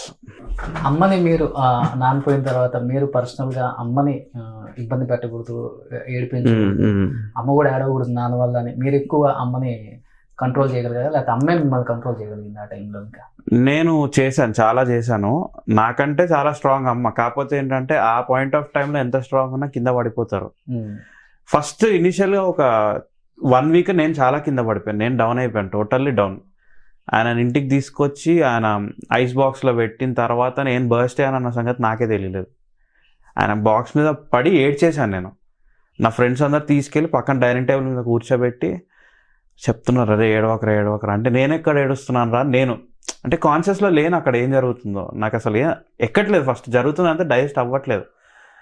అప్పుడు అమ్మ లోపల ఉంది రూమ్లో, బెడ్రూమ్లో తీసుకెళ్ళి అమ్మ వాళ్ళ సిస్టర్స్ వాళ్ళ పిల్లలు వాళ్ళందరూ అమ్మ దగ్గరే ఉండడం, నాతో నా ఫ్రెండ్స్, అన్నయ్య ఏమో అంతా చూసుకోవడం, వచ్చిన వాళ్ళందరినీ వాళ్ళు కంజెస్టెడ్గా లేకుండా వాళ్ళని చూసిన వాళ్ళు చూసినట్టు బయటికి పంపించడం, అలా చేస్తూ అన్నయ్య అంత చేశాడు. వదిన ఆ టైంకి ప్రెగ్నెంట్ కాబట్టి తను డిస్టర్బ్ అవ్వకూడదని చెప్పి తను అమ్మ దగ్గరే కూర్చొని అన్నయ్య దగ్గర లేకుండా. ఒక 12 days ఈ కార్యక్రమాలన్నీ అయిపోయిన తర్వాత అప్పుడు నేను రియలైజ్ అయ్యి నేను ఇంకా అమ్మకి మెల్లగా చెప్తూ ఇంకా తప్పదు మనం మూవ్ ఆన్ అవ్వాలి ఇంకా అని చెప్తూ నేను హ్యాండిల్ చేసుకుంటూ మెల్లగా తీసుకొని వచ్చాను. సో అట్లా తెలియకుండా 2 years అయిపోయింది అట్లా. ఆ తర్వాత నుంచి అంతే 2 years పట్టింది బయటికి రావడానికి. ఎందుకంటే ఆయన దహనం చేసినప్పుడు నేను అన్నయ్య చేసాం దహనం ఆయనకి. ఒక్కసారి మొత్తం రీక్యాప్ అయింది నాకంతా, ఎంత లెజెండరీ లైఫ్ ఉండేది, ఎంత పెద్ద పర్సనాలిటీ, అంటే మనిషి లైఫ్ ఎండ్ అయిపోతే ఇలా ఉంటుందా, ఈ రిలేషన్స్ అన్నీ ఏమైపోతాయి, నాకు ఇప్పటికీ అదే మైండ్లో నడుస్తూ ఉంటుంది. అంత సంపాదించారు పేరు, అంత గుడ్ విల్ ఉంది ఆయనకి. ఆయన ఒక్కసారి అయిపోయిన తర్వాత ఆ రిలేషన్స్ అన్నీ ఏమైపోయినాయి, ఆయనకున్న ఇండస్ట్రీలో పరిచయాలన్నీ ఆయనతో అక్కడితోటే ఎండ్ అయిపోతాయా, ఇవన్నీ నడిచినాయి నాకు మైండ్లో. నేను ఎప్పుడు బయటికి చెప్పలేదు అమ్మకి. ఇది అమ్మ చెప్పాలి. అమ్మ, మనిషి ఉన్నప్పుడు ఒకలాగా ఉంటుంది ఇండస్ట్రీ, మనిషి పోయిన తర్వాత ఒకలాగా ఉంటుంది. మనిషి ఉన్నప్పుడు అందరం ఎక్కిస్తారు, మనిషి లేనప్పుడు కింద తొక్కేస్తారు కావాలని కూడా. ఆయన పోయిన తర్వాత ఎవరైనా మిమ్మల్ని కాంటాక్ట్ అవ్వటం కానీ, మీ కుటుంబం ఎలా ఉంది, మీ పిల్లలు ఎలా ఉన్నారు, మీకు ఫైనాన్షియల్ స్టేటస్ ఏంటి, ఓకే డబ్బు ఉంది, ఆస్తి ఉంది, సంపాదించారు, ఓకే ఏంటమ్మా ఎలా నడుస్తుంది, ఇబ్బంది ఏమైనా ఉంటే చెప్పండి అన్న ఇండస్ట్రీ పెద్దలు ఎవరైనా ఉన్నారా? ఉన్నారండి, మాట్లాడుతూనే ఉండేవాళ్ళు, టచ్లోనే ఉండేవాళ్ళు. కానీ హెల్ప్ మాత్రం నేను తీసుకోలేదు, ఎందుకంటే ఉంది సఫిషియెంట్గా. పెద్ద బాబు రియల్ ఎస్టేట్ చేసుకునేవాడు. తర్వాత ఈ బాబు డిగ్రీ అయిపోయాక ఫిల్మ్ ఇన్స్టిట్యూట్లో ఫస్ట్ ఫోటోగ్రఫీ కోర్స్ చేస్తాడు, దాని తర్వాత దీనికి ట్రైనింగ్ తీసుకుంటున్నాడు. సో వీళ్ళు ఈ విధంగా మళ్ళిచ్చాను. బాబుకి రియల్ ఎస్టేట్ చేసుకోవాలనే దీంతో తను అటుమండాడు. కాబట్టి ఇండస్ట్రీని అనుకోవడం ఎందుకండి, అందరూ ఇంత ఎట్లా ఉండేవాళ్ళు, అంత లేకపోయినా కానీ పర్వాలేదు, టచ్లో ఉండే ఆలీ గారు కానీ ఎవరైనా సరే అంత బాగానే ఉండేది. ఎవరు డిస్కరేజ్ చేయడం కానీ విమర్శించి మాట్లాడడం కానీ అట్లయితే ఎప్పుడు వినలేదు ఇప్పటిదాకా. ఒక సందర్భంలో రాజేంద్ర ప్రసాద్ గారు గురించి ఏదో మీరు ఒక ఇష్యూ చేశారని చెప్పి నేను విన్నా. లేదండి, అదంతా ఫేక్. అసలు ఆయన ఎందుకు మాట్లాడతారండి, ఏ విధంగా అయినా మామూలుగా పలకరిస్తారు తప్ప ఏమి అట్లేమి ఉండదు. బట్ ధర్మరూపు గారు ఉన్నప్పుడు ట్రీట్మెంట్కి ఇప్పుడు ట్రీట్మెంట్కి ఏమన్నా తేడా కనపడిందా మీకు తర్వాత ఇండస్ట్రీ సైడ్ నుంచి? అంటే ఆబ్వియస్లీ ప్రాక్టికల్గా మనిషి ఉన్నప్పుడు మనకి అటు సైడ్ నుంచి అప్రోచ్ ఒకలాగా ఉంటుంది, లేనప్పుడు వాళ్ళ లైఫ్ వాళ్ళ పని వాళ్ళు బిజీగా ఉంటారు. ఎందుకంటే ఇప్పుడు ఆయన లేరు కాబట్టి కొంచెం తక్కువ ఉంది అంతే. బట్ మాట్లాడుతుంటారు అప్పుడప్పుడు, ఎట్లా ఉన్నారు ఏంటని మాట్లాడుతుంటారు, మరీ అంత డీప్గా మాట్లాడారు కానీ ఓకే హాయ్ అంటే హాయ్, బాయ్ అంటే బాయ్ అన్నట్టుంది. ఇప్పుడు నేను పెంచుకోవాలి ఇంకా ఇండస్ట్రీతో కాంటాక్ట్స్ అన్ని. మీరు రావాలనుకుంటున్నారా? డెఫినెట్గా. ఇప్పుడు ట్రైనింగ్ తీసుకుంటున్నాను, యాక్టింగ్ తీసుకుంటున్నాను. బట్ నాతో 45 minutes మాట్లాడే బ్రహ్మానందం గారు ఎప్పుడైనా ఫోన్ చేసి మాట్లాడటం కానీ సపోర్ట్ చేయడం కానీ జరిగిందా? బిజీలో వాళ్ళు ఉంటారు కదండి, ఎప్పుడైనా మాట్లాడకుండానే. అంటే నాతో 45 minutes మాట్లాడినారు, మీతో ఒక 5 minutes మాట్లాడారు ఇప్పుడు. అట్లా అంటే ఇప్పుడు ఆయనతో ఉన్న ఇంటిమసీ వేరు ఉంటుంది కదండి. ఓకే, తక్కువ ఏదైనా కూడా ఆయన ఉన్నప్పుడు ఇంటిమసీ ఇచ్చే కన్నా కూడా ఆయన లేనప్పుడు ఇవ్వటమే గ్రేట్. వాళ్ళకి కుదరాలి కదండి, వీళ్ళుండే వాళ్ళకి ఫ్యామిలీ బర్డన్స్ ఉంటాయి, వాళ్ళ ఉండే బిజీ లైఫ్ వాళ్ళకు ఉంటుంది కదా, అలానే మనం విమర్శించకూడదు కదా. బట్ ఇప్పుడు ఇండస్ట్రీకి రావాలంటే బ్యాక్ సపోర్ట్ ఉండాలి. మీ ఫాదర్ అంటే ఇంకోలా ఉండేది, అది డెఫినెట్లీ ఫైనాన్షియల్ సపోర్ట్ గట్టిగా ఉండాలి. ఈ సఫిషియెంట్ సరిపోదు, ఫైనాన్షియల్ సపోర్ట్ గట్టిగా ఉండాలి, ఇంకా అంతకు మించి ఇంకా చాలా ఉండాలి ఇండస్ట్రీలో క్వాలిటీస్ కూడా. ఇవన్నీ దాటుకొని రాగలవా? డెఫినెట్ గా నేను వన్ డే వెళ్తాను, నేను డెఫినెట్ గా అన్ని తట్టుకొని వెళ్తాను. ఓకే, ఫైనాన్షియల్ గా పక్కన పెట్టిన, వేరే క్వాలిటీస్ అన్ని పక్కన పెట్టిన, నా అంతటా నేను ట్రై చేస్తున్నాను ఇప్పుడు. ఆడిషన్స్ అన్నిటికీ అపియర్ అవ్వడం ట్రై చేస్తున్నాను. ఎందుకంటే వన్స్ వాళ్ళు ఎట్లన్నా ఒకళ్ళు వచ్చి ఆడిషన్లో పార్టిసిపేట్ అవుతున్నారంటే బ్యాక్గ్రౌండ్ వెరిఫికేషన్ చేసుకుంటారు. చేసుకున్న ప్రాసెస్లో ఏంటంటే అరే సో అండ్ సో అని తెలిసినప్పుడు వాళ్ళు కొంచెం ప్రిఫరెన్స్ ఎక్కువ ఇస్తారు. ఆ రకంగా కొంచెం ప్లస్ పాయింట్ ఉంటుంది. అండ్ ఫర్దర్గా ఏంటంటే నా మీద డిపెండ్ అయి ఉంటుంది, నా యాక్టింగ్ మీద, నేను వాళ్ళతో ఉన్న మా రిలేషన్ మీద డిపెండ్ అయి ఉంటుంది. సో డెఫినెట్గా వన్ డే నేను సక్సెస్ అవుతాను. బట్ నాన్న ఎన్నో సినిమాలు తీశారు, సూపర్ డూపర్ హిట్ సినిమాలు మొత్తం. ప్రతి ఒక్క డైరెక్టర్ ఇప్పటికీ స్టిల్ తీస్తూనే ఉన్నారు మూవీస్. ఏదైనా డైరెక్టర్ అప్రోచ్ అవటం కానీ చూడండి నేను ధర్మవరపు కొడుకునండి, నేను యాక్టింగ్ వైపు వద్దాం అనుకుంటున్నాను, సో ఒక చిన్న క్యారెక్టర్ ఇచ్చి చూడండి, నా టాలెంట్ ఏంటో ప్రూవ్ చేసుకుంటాను, మీరు ఇస్తేనే కదా నాకు నెక్స్ట్ మూవీ ఆఫర్ వచ్చేదని చెప్పడం జరిగిందా, లేకపోతే ఆడిషన్స్కి వెళ్ళటమేనా? అంటే ఇప్పుడు ఇనిషియల్గా ఆడిషన్స్కి వెళ్తున్నాను. ఇంతకు ముందు నేను అప్రోచ్ అయ్యాను, 2-3 డైరెక్టర్స్ దాకా అప్రోచ్ అయ్యాను. కాకపోతే ఆ ప్రాసెస్ అనేది మధ్యలో ఆగిపోయింది. అంటే నా సైడ్ నుంచి నా అప్రోచ్ ఉంది, కానీ వాళ్ళ సైడ్ నుంచి వాళ్ళు ఇక్కడ లేరను, వాళ్ళు బిజీగా ఉన్నారు అని చెప్పి వాళ్ళ సైడ్ నుంచి నాకు రెస్పాన్స్ వచ్చేది డైరెక్ట్. అంటే వాళ్ళు నాకు తెలిసే టైంకి వాళ్ళు ఎక్కడ ఉన్నారో అక్కడికి వెళ్దాం అనుకున్నా కూడా నాకు అదే ఆన్సర్ వచ్చేది. అప్రోచ్ అవుతున్నావు? పేర్లు ఎందుకులే, పెద్దవాళ్ళే, పెద్ద డైరెక్టర్. కంపల్సరీ అప్రోచ్ అవ్వాలి కదండి.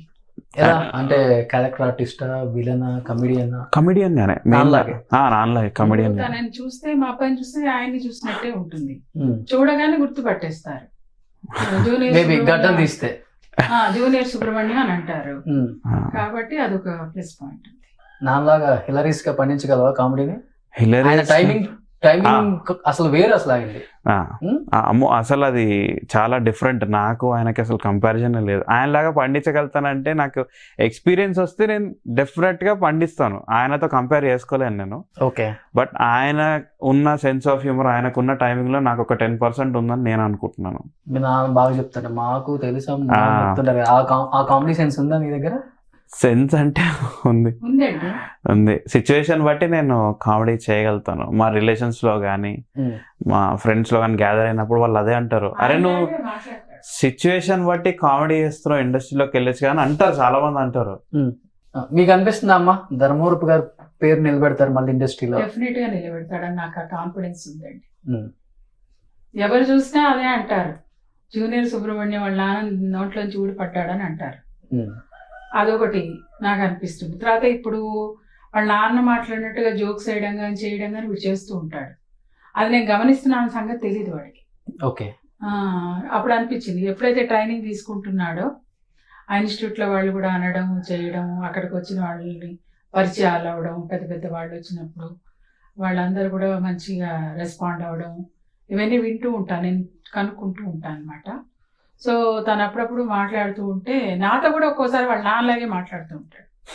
సో అవన్నీ నాకు కనపడుతూ ఉంటాయి. తల్లిగా ఆయన భార్యగా నాకు తెలుస్తుంది ఆయన ఎలాగ ఉంటారు, ఏ విధంగా జోక్ చేస్తారు. ఇంట్లో కూడా ఆయన అప్పుడప్పుడు పిల్లలతోటి డాన్స్ చేస్తూ ఉంటారు, తను కూడా చేస్తూ, అట్లా వీడు కూడా అలాగే చేస్తూ ఉంటాడు అప్పుడప్పుడు నా దగ్గర. సో ఇవన్నీ నాకు కనపడుతూ ఉంటాయి అన్నమాట. నమ్మకం ఉంది. యాక్టర్స్ ఫెటర్నిటీ ఒకటి ఉంటుంది, కమెడియన్స్ ఫెటర్నిటీ ఒకటి ఉంటుంది. ఎలా ఉంటుంది మీ హాస్యం అట్లా అందరూ ఫ్యామిలీస్ ఆ టైంలో గోల్డెన్ డేస్? బాగా ఏదన్నా ఇంట్లో ఫంక్షన్స్ ఉంటే వాళ్ళు రావటం, వాళ్ళ ఇంట్లో ఉంటే మీరు వెళ్ళటం, బయటికి సరదాగా వెళ్ళటం. ఎలా నాన్న ఎక్కువ ఎవరితో క్లోజ్? ఏ ఫ్యామిలీతో? బ్రహ్మానందం, ఆది, ఎవరితో ఉంటారు ఎక్కువ? బ్రహ్మానందం గారి ఫ్యామిలీతో బాగా క్లోజ్, ఫాదర్ బాగా. ఆయన ఆలి అన్నతో కూడా బాగా మాట్లాడతారు, కోట శ్రీనివాసరావు గారితో బాగా మాట్లాడతారు, వేణుమాధవ్ అన్నతో. అంటే ఒకళ్ళు ఎక్కువ ఒకళ్ళు తక్కువ అనేది ఏమి ఉండదు, ఆయనకి అందరితో ఈక్వల్గా ఉంటారు. అది ఆయనకే చాలా ప్లస్ పాయింట్ అట్లా ఉండడం వల్ల. ఇండస్ట్రీలో ఇన్నేళ్ళు ఉన్నారంటే అదే రీజన్. అందరితో అట్లా మ్యూచువల్గా సేమ్ ఈక్వల్గా మెయింటైన్ చేసుకుంటూ వెళ్ళడమే ఆయనకి ప్లస్ పాయింట్ అయింది బాగా. ఎక్కువ బ్రహ్మానందంతో ఉంటారు. ఎక్కువగా బ్రహ్మానందం గారితో, ఎందుకంటే ఇద్దరు ఒక 1-2 years తేడాతోటే ఇండస్ట్రీలోకి వచ్చారు. సో అది కూడా ఒక రీజనే. మనం అప్పుడు వాళ్ళు అనుకొని ఉంటారు, అదే మనం ఇప్పుడే ఫ్రెషర్ కదా, మనం కలిసి జర్నీ చేద్దాం అన్నట్టు అనుకొని ఉంటారు.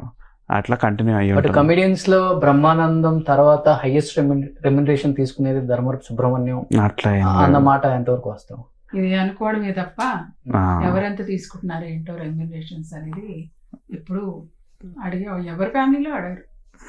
నాకు తెలిసి వాళ్ళకే తెలుస్తుంది. అంతే కదా ఉన్న ఫ్యాక్ట్ అది. ఎంత సంపాదించుంటారు ధర్మవరపు గారు సినిమా ఇండస్ట్రీకి వచ్చిన తర్వాత ఎన్ని కోట్లు ఇట్లా సంపాదించుంటారు? అడిగితే నేను ఎందుకు చెప్పను? ఇప్పుడు వేణుమాధ గారు ఉంటారు, ఒక 10 ఇళ్ళు సంపాదించాను ఓపెన్ గా చెప్తాడు ఆయన. అంటే ఆయన అట్లానే- మీద నేను కూడా విన్నా, ఉమ్. ఎవరో ఏదో అన్నారని ఆయన ఉన్నదన్నట్టు పాపం చెప్పేసుకున్నాను. ఆయన ఏదో మరి అంటే ఆయన ఎవరన్నారో తెలియదు నాకు, నేను కూడా విన్నాను. కాకపోతే ఎవరు స్తోమత తగ్గట్టు వాళ్ళు సంపాదించుకుంటారు, ప్రాపర్టీస్ ఏర్పరచుకుంటారు. అవన్నీ బయట పెట్టుకోవాల్సిన అవసరం లేదు కదా.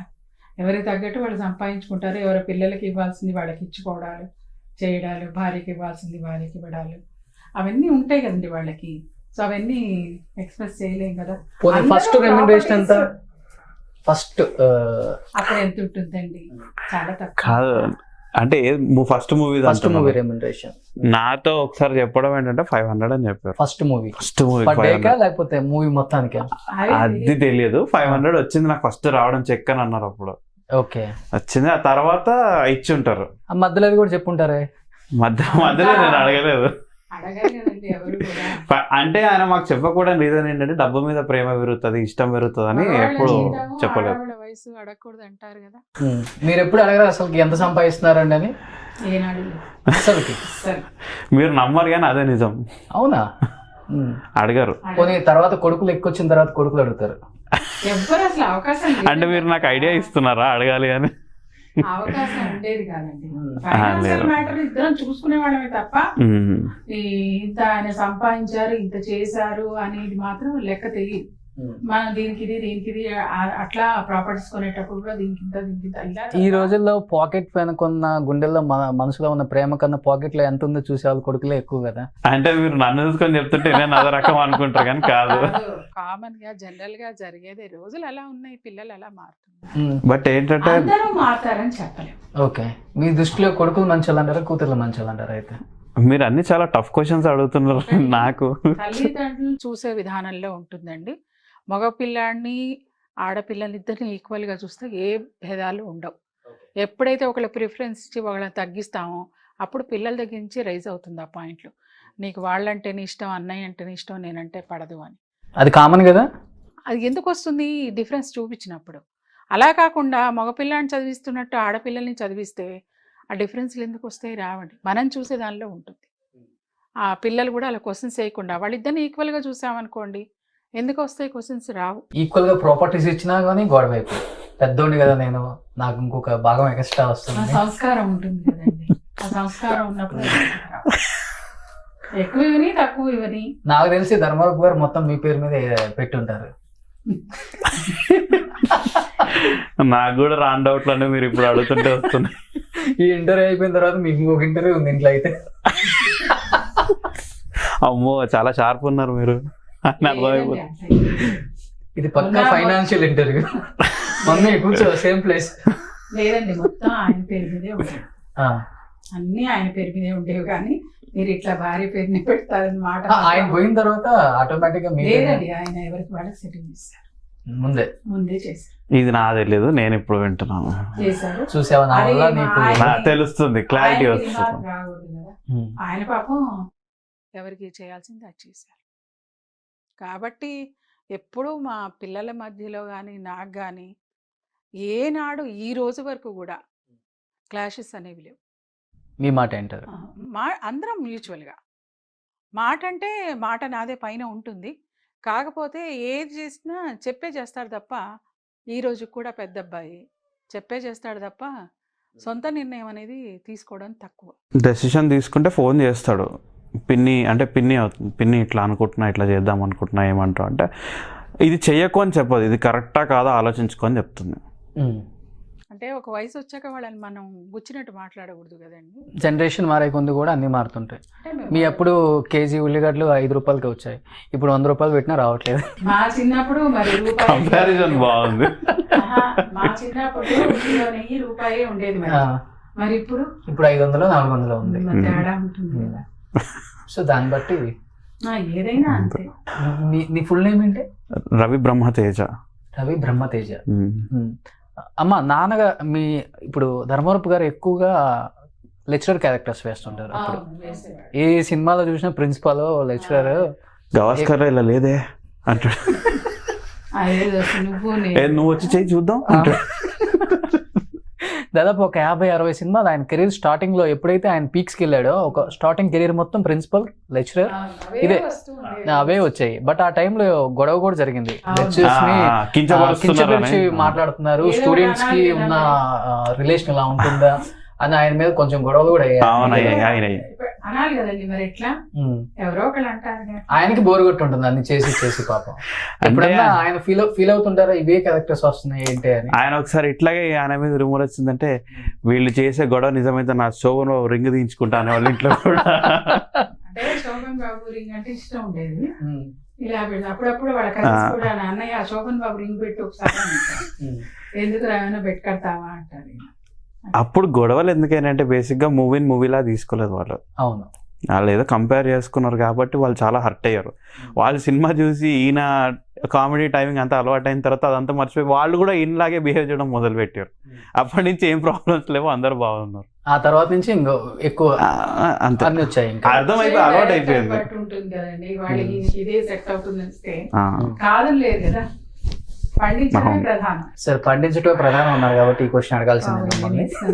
పర్లేదు చూద్దాం. ఇప్పుడు ఇండస్ట్రీలో హస్బెండ్ వైఫ్ ఇద్దరు ఉంటే పెద్ద ప్రాబ్లం ఉండదు ఏ సీన్ కైనా కానీ. బట్ హౌస్ వైఫ్ ఉండి హస్బెండ్ అక్కడ ఉండి కొంచెం వేరే రొమాంటిక్ సీన్లు వేరే ఆడవాళ్ళతో చేస్తున్నప్పుడు ఆ గిల్టీ ఫీలింగ్ ఉంటుంది.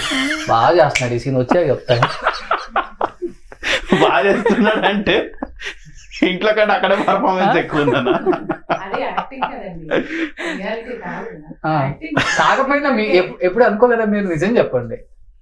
ఎందుకుంటుంది ఎక్కువ సార్కి ఆ రమేష్ శ్రీ గారు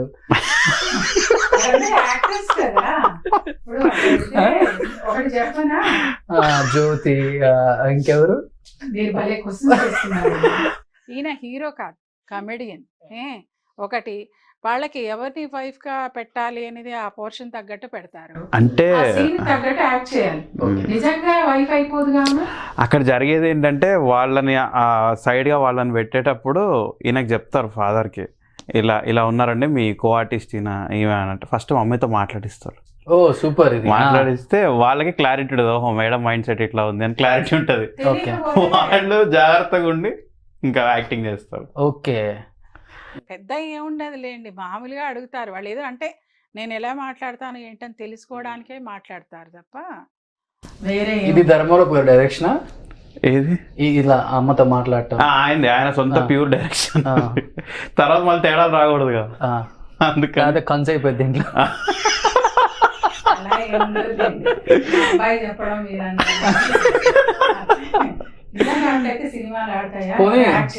రియల్ లైఫ్ లో మీరు ఒక భార్యగా సక్సెస్ఫుల్ అయ్యారు. ఆయనకి రియల్ లైఫ్ లో ఆయన మంచిగా భార్యగా నటించింది. అబ్బా వీళ్ళిద్దరు నిజంగా హస్బెండ్ వైఫ్ లాగా అనిపించిన సీన్ ఏమైనా కనపడ్డది నీకు? కానీ నాకా, మా డాడీకి మా అమ్మ కన్నా ఈ అమ్మాయి బాగా పర్ఫెక్ట్ సార్. అమ్మో నేను అట్లా ఎప్పుడు అనుకోలేదు కూడా. నేను అనుకున్నట్టు తెలిస్తే నా దవడలు పగిలిపోతాయి, అది నాకు తెలుసు. అనుకున్నా అనకపోయినా జరగవు కదా. వైఫే, యాక్టరే. అందులో యాక్ట్ చేసేవాళ్ళు వాళ్ళు రియల్ లైఫ్ అయిపోరు. నేను యాక్టర్ని కాను. సో సినిమానే అంతే ప్యూర్లీ మూవీగానే ఎంజాయ్ చేస్తాను. నా ఎదురుగుండా కూడా యాక్ట్ చేశారు. ఏదో షూటింగ్లకు వెళ్ళాం కదా బుడ్డు. నేను నా రొయ్య అంటారు. ఓకే ఓకే, ఆయన చీరని షర్ట్ లా కుట్టించుకొని వేసుకుంటారు ఆ సినిమాలో. మరి ఆవిడెవరు యాక్టర్ పేరు తెలీదు. నీళ్ళ దగ్గర, చెరువు దగ్గర వెళ్ళినప్పుడు నీళ్ళతో ఇలా కొడుతూ ఉంటారు. ఆవిడ కూడా ఏమి నా కాళ్ళదేమో కదులుతున్నాయి అంటాడు. యాక్ట్ చేయాలి కదా, అట్లా చూస్తాం కానీ అట్లా నేనేం పట్టించుకోరు అసలు. పోర్షనే ఆ యాక్టింగ్ చేసేంత వరకే ఉంటుంది కానీ మనకి ఎందుకు చెక్కు వస్తుంది? మనకు చెక్కు వస్తే చాలు, మనం పర్ఫార్మెన్స్. ఇప్పుడు ఆయన కంటే మీరే పర్ఫార్మ్ చేస్తున్నారు ఇక్కడ. ఇప్పుడు ఎవరు చేసినా, గవర్నమెంట్ జాబ్ చేసినా, ప్రైవేట్ బిజినెస్ చేసినా, ఏం చేసినా చెక్కుల కోసమే కదా. అంతే, ఆబ్వియస్లీ అంతే, సంపాదించుకోవడానికి. అంతే, అట్లా చెక్ వస్తుంది కదా అంటే చెక్కు కోసం ఎవరు ఏం చేశారు? నేను ఇక్కడ కూర్చున్నా చెక్కు అంతే, ఎండ్ ఆఫ్ ది డే అంతే. అది రియాలిటీ. ఇప్పుడు అవి ఉంటేనే కదా ఎక్కడైనా. అవును, రిలేషన్స్ తగ్గిపోయాయంటే ఏమంటారు మీరు? దేంట్లో ఈ రోజుల్లో ఉన్న రిలేషన్స్ ఇప్పుడు కంటిన్యూ అవుతున్నాయి అంటారా? ఇప్పుడు ఎక్కువ డబ్బుకే ప్రాధాన్యత. రిలేషన్స్ కంటిన్యూ అయినా కానీ ఎక్కడా బ్రేక్ అనేది ఉండలా. తర్వాత ఏమో చెప్పలేం కదా, ఉంటాయి ఎక్కడో. అవన్నీ మనం ఎక్కడ పట్టుకుంటామండి? ఇప్పుడు మీ చిన్న అబ్బాయి మీ మెడకలు ఎక్కువ చూస్తున్నాడు కానీ మిగతా తక్కువ చూస్తున్నాడు. ఏం లేదు ఏం చెప్తారా అని వింటానని చూస్తున్నా కానీ నేను అట్లేం లేదు. లేదు లేదు లేదు. వైఎస్ రాజశేఖర రెడ్డితో ఒక తెలియని ఒక అనుబంధం ఏర్పడింది ఆయన. అవును చాలా. ఆ రోజు చనిపోయిన రోజు కూడా భారతి గారు, విజయమ్మ గారు రాలేదు, భారతి గారు వచ్చారు. లక్ష్మీ పార్వతి వచ్చారు. అవునవును వచ్చారు. సినిమా తర్వాత ఒక ఆర్టిస్టు ఏదైనా పార్టీ తరపున ఛానల్కి వెళ్ళి పనిచేయాలన్నా, ఏదైనా పార్టీలోకి వెళ్ళాలన్నా కానీ చాలాసేపు ఆలోచిస్తారు. ఎందుకంటే అటు వాళ్ళు కావాల్సిన వాళ్ళే ఉంటారు, ఇటు వాళ్ళు కావాల్సిన ఉంటారు. మ్యూచువల్ గా విమర్శలు ఎక్కువ ఉంటాయి. వీడు డబ్బు కోసం వెళ్ళాడంటారు కొంతమంది, ఏదో ఆశించి వెళ్ళాడని కొంతమంది అంటారు. ఎమ్మెల్యే పదవో, ఎమ్మెల్సీయో, ఇంకొక కార్పొరేషనో, ఇంకొక డబ్బో ఏదో ఉంటుంది. తిన్న ఫేమ్ని వాడుకోవడానికి వాళ్ళు తీసుకొచ్చారని వాళ్ళకి విమర్శ ఉంటుంది. ఫస్ట్ సాక్షికి వెళ్తున్నప్పుడు మీ ఫీలింగ్ ఏంటి? ఇంట్లో ఇంతసేపు మంచి పేరు సంపాదించుకున్నారు, ఇప్పటి నుంచి పార్టీలకు సంబంధించిన ఒక ఛానల్ ఇది, అది కూడా అధికారంలో లేదు. నేను అడిగిన క్వశ్చన్ ఏంటంటే, నాన్న న్యూస్ రిపోర్టర్కి వెళ్తున్నావు అని అడిగా. లేదు నాన్న, ఇట్లా రాజశేఖర రెడ్డి గారే పిలిచారు, ఆయన పిలిచి మీరు ఇట్లా పొలిటికల్ గా సెటైర్ వేసేదన్న షో చేయొచ్చు కదా సుబ్రహ్మణ్యం గారు అని అడిగారు. అయితే సీఎం ఉన్నప్పుడు అడిగితే అప్పుడు ఫాదర్ చాలా అభిమానం ఆయన అంటే. అసలు ముందే ఆయన పిలిస్తే ఈయన ఏ సిచ్యువేషన్లోనూ వెళ్ళిపోతారు, అంత ఇష్టం. అట్లాంటిది ఆయన చేయమని అడిగితే కాదని లేరు, ఇంకా రిఫ్యూజ్ చేయలేని ఆఫర్ అది. సో ఈయన ఐడియా, డాడీ ఐడియా అని. అట్లా డింగ్ డాంగ్ అనేది టైటిల్ కూడా ఈయన పెట్టినట్టు ఉన్నారు నాకు తెలిసి. పొలిటికల్ అంటే ఆయన క్రియేట్ చేసిన జానర్ అది యాక్చువల్గా, పొలిటికల్ సెటైర్ చేయడం అనేది. ఇప్పుడు అది ట్రెండ్ అయిపోయింది. అప్పుడు స్టార్ట్ చేస్తే ఇప్పుడు ట్రెండ్ అయింది. తర్వాత మా ఫాదర్ ఎక్స్పైర్ అయిపోయిన తర్వాత మా మదర్ అడిగారు, ఇట్లా మా బాబుని పంపిమంటారా, మరి కంటిన్యూ చేస్తారంటే లేదమ్మా, ఆయనకే డెడికేటెడ్ అది షో, దాన్ని వేరే ఇంపాక్ట్ ఉండకూడదు అని చెప్పి అట్లా క్లోజ్ చేస్తామని చెప్పారు. సో ఆయన ప్యూర్లీ వైఎస్ రాజశేఖర రెడ్డి గారి అభిమానం మీదే వెళ్ళారు అక్కడికి చేయడానికి, అంతే.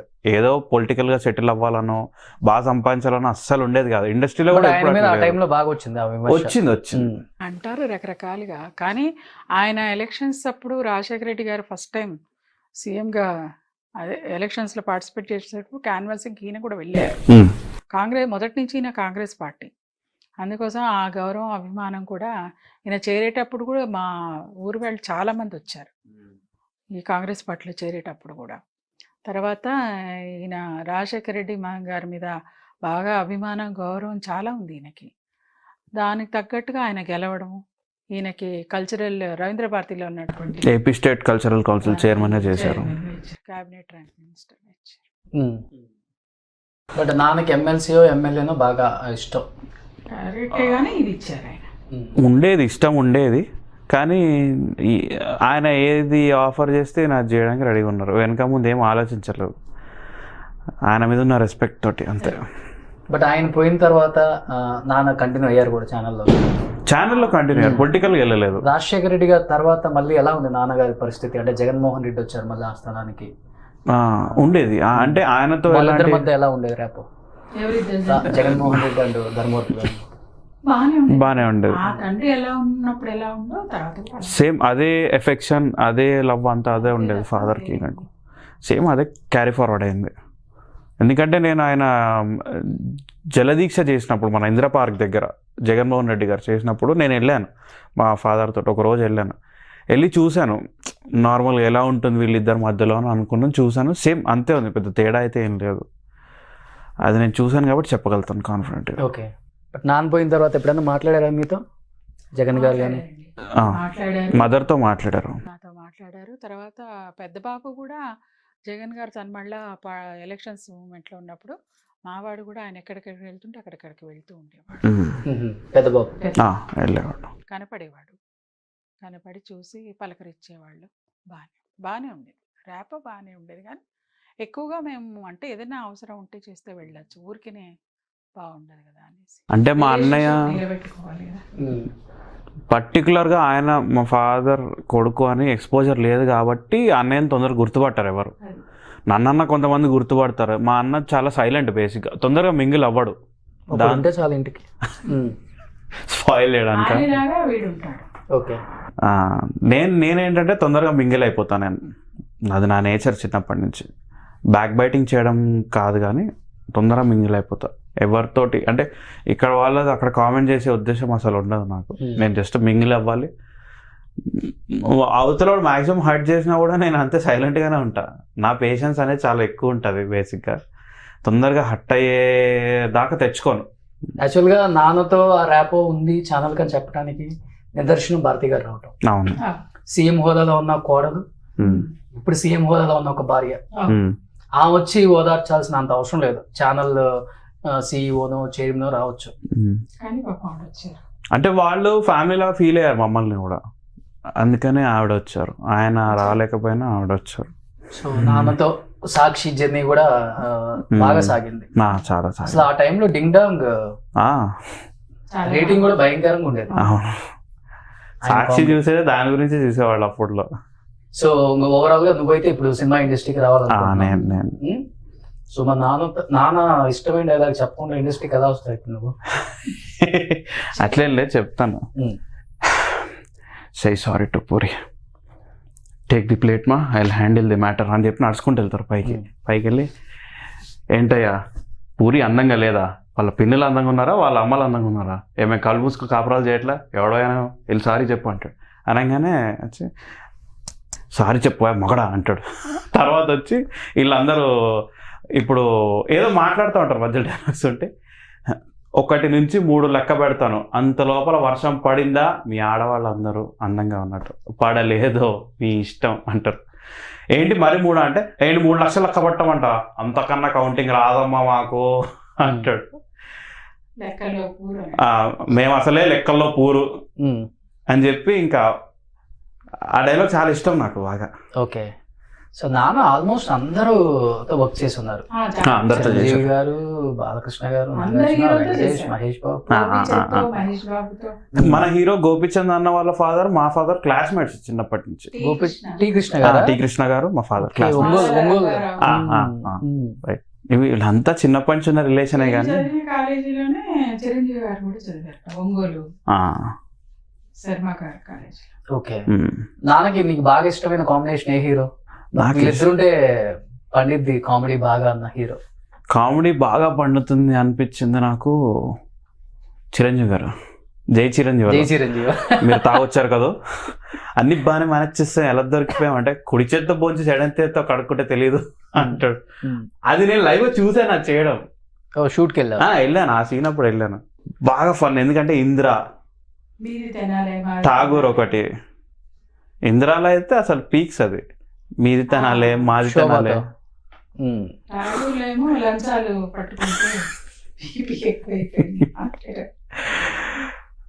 ప్రతి హీరోతో మంచి కాంబినేషన్ ఉండింది.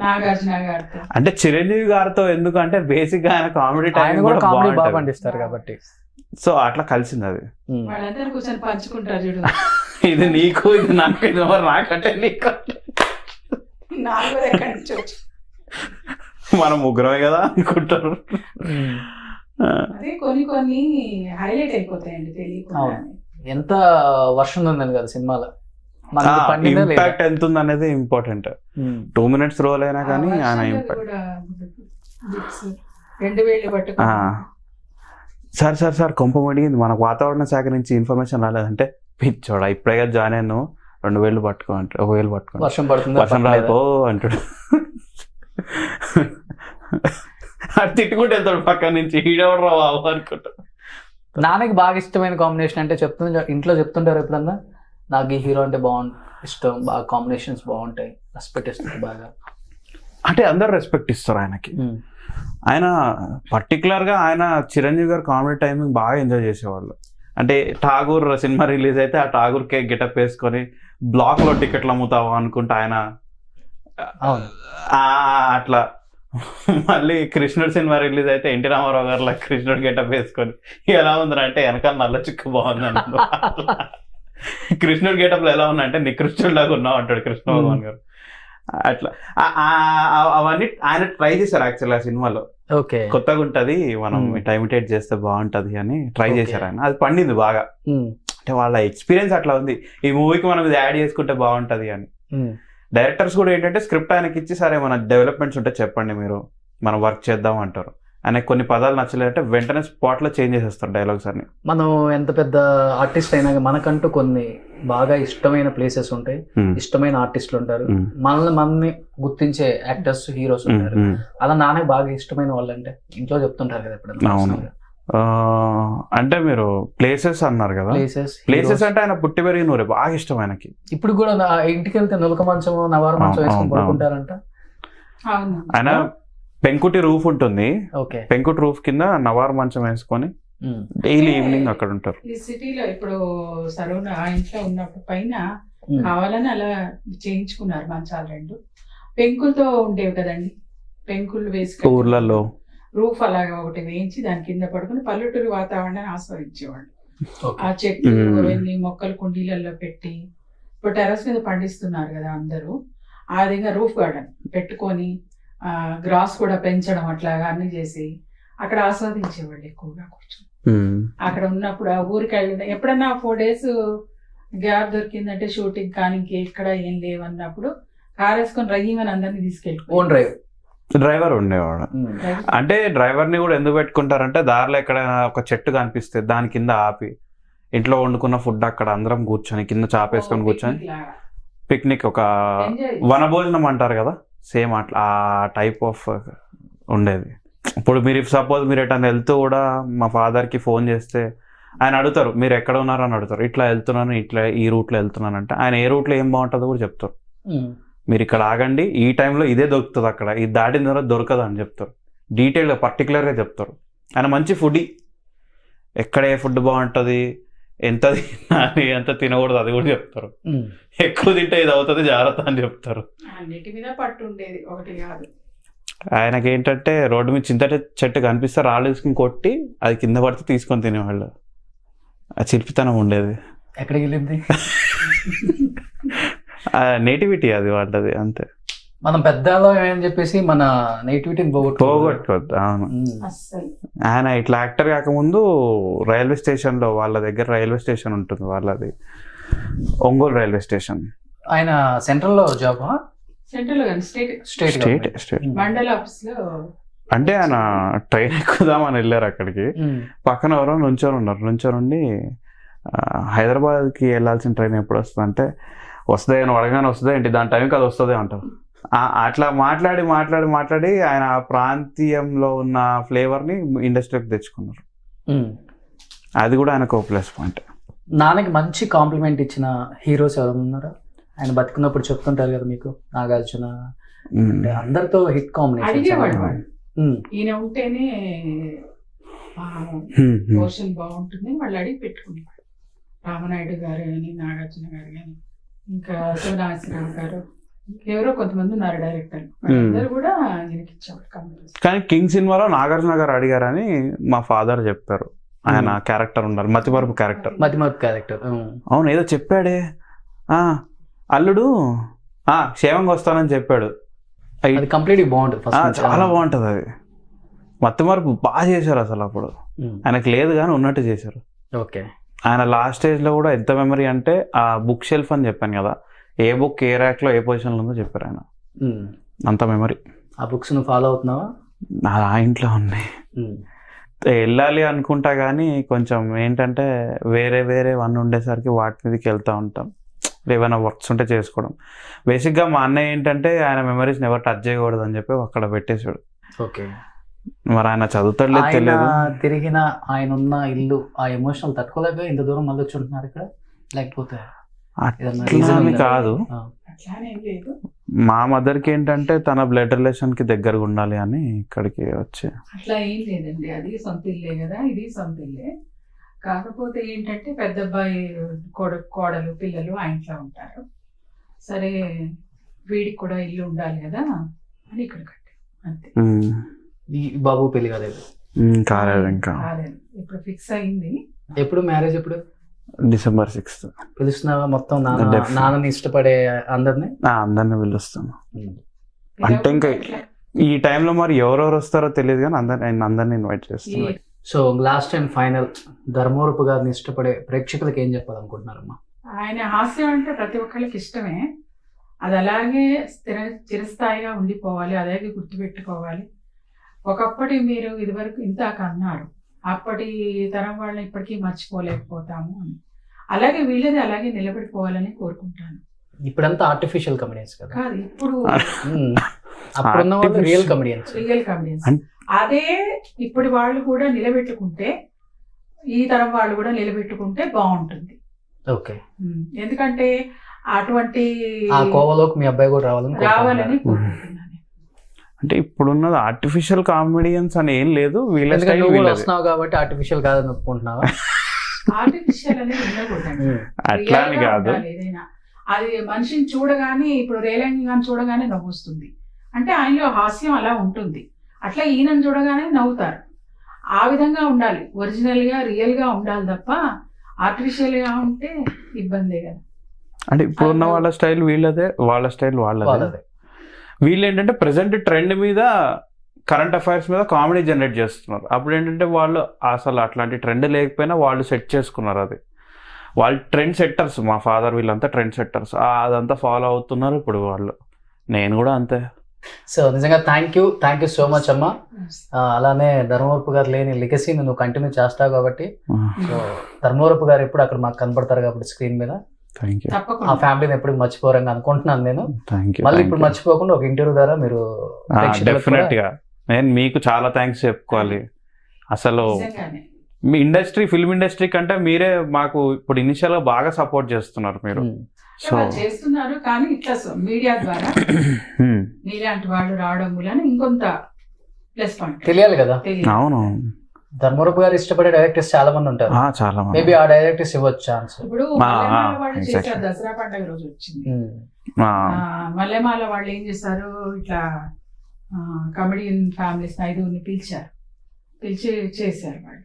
కానీ అది గుర్తుపెట్టుకొని పిలిచి చేయడం అనేది గ్రేట్. సో ఎప్పటికీ మనం వాళ్ళని మర్చిపోలేము చేసిన ప్రోగ్రామ్. యాక్చువల్గా ధర్మవరపు గారు చేసిన దానికి గుండెలో పెట్టి చూసుకోవాలి ఇండస్ట్రీ మిమ్మల్ని. కానీ కొంత చిన్న చూపు చూస్తుంది అనేది కూడా వాస్తవమే అనుకోవచ్చు. అన్ని కామన్ కాబట్టి పట్టించుకోకూడదు. ప్రతి ఫీల్డ్ లో కామన్ అది. బట్ ఉంది, రికగ్నేషన్ ఉంది, అదైతే హ్యాపీ.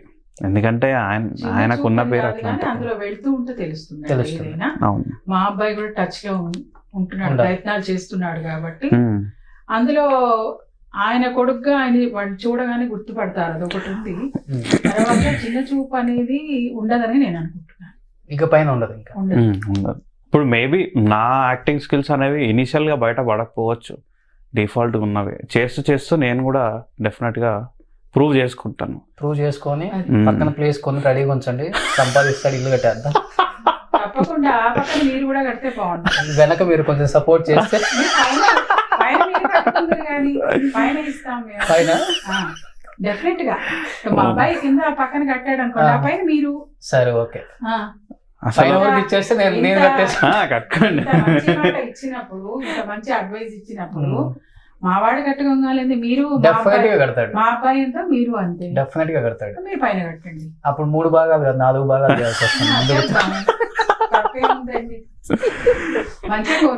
సో నిజంగా థ్యాంక్ యూ సో మచ్ అమ్మా. ఏమన్నా కుశల ప్రశ్నలతో మిమ్మల్ని ఇబ్బంది పెట్టుంటే ఐఎమ్ వెరీ సారీ. అదే సహజంగా అడుగుతారు కదా, అడగడం మీరు వంతు, చెప్పడం మా ధర్మం. రొటీన్ కి డిఫరెంట్ ఉంది మీది. ఎప్పుడు ఏడిపించే ఇంటర్వ్యూస్ అవసరం. నాన్న గుర్తు చేసుకొని ఆయన ఏం చేశారో సంతోషించాలి కదా. ఆయన్ని గుర్తు చేసుకుంటా ఏడిపించుకుంటా, అది కరెక్ట్. చాలా మంది ఫీల్ అయిన వాళ్ళు, బాధపడ్డ వాళ్ళు ఉన్నారు. కానీ మీరన్నట్టు పాయింట్ మంచిగా తలుచుకోవాలి, మంచి గుర్తు పెట్టుకోవాలి. ఎందుకంటే మీ ఇంట్లో ఇంకా శుభకార్యాలు ఉన్నాయి, జరుగుతున్నాయి. ఈ టైంలో హ్యాపీనెస్ చాలా ఇంపార్టెంట్ ఇంట్లో. అవును, కరెక్ట్. సో డెఫినెట్ గా బాబు వస్తాడు, కుమ్మేస్తాడు, రావాలని నేను కోరుకుంటున్నానండి. మీరు చెప్పారంటే నేను అవుతానని అర్థమవుతుంది. కుమ్మేస్తాడు డెఫినెట్ గా. మా వంతు సహాయం కూడా డెఫినెట్ గా ఉంటుంది. Thank you so much. కోరుకోవడం కూడా అదే. థ్యాంక్ యూ అమ్మా. Thank you so much.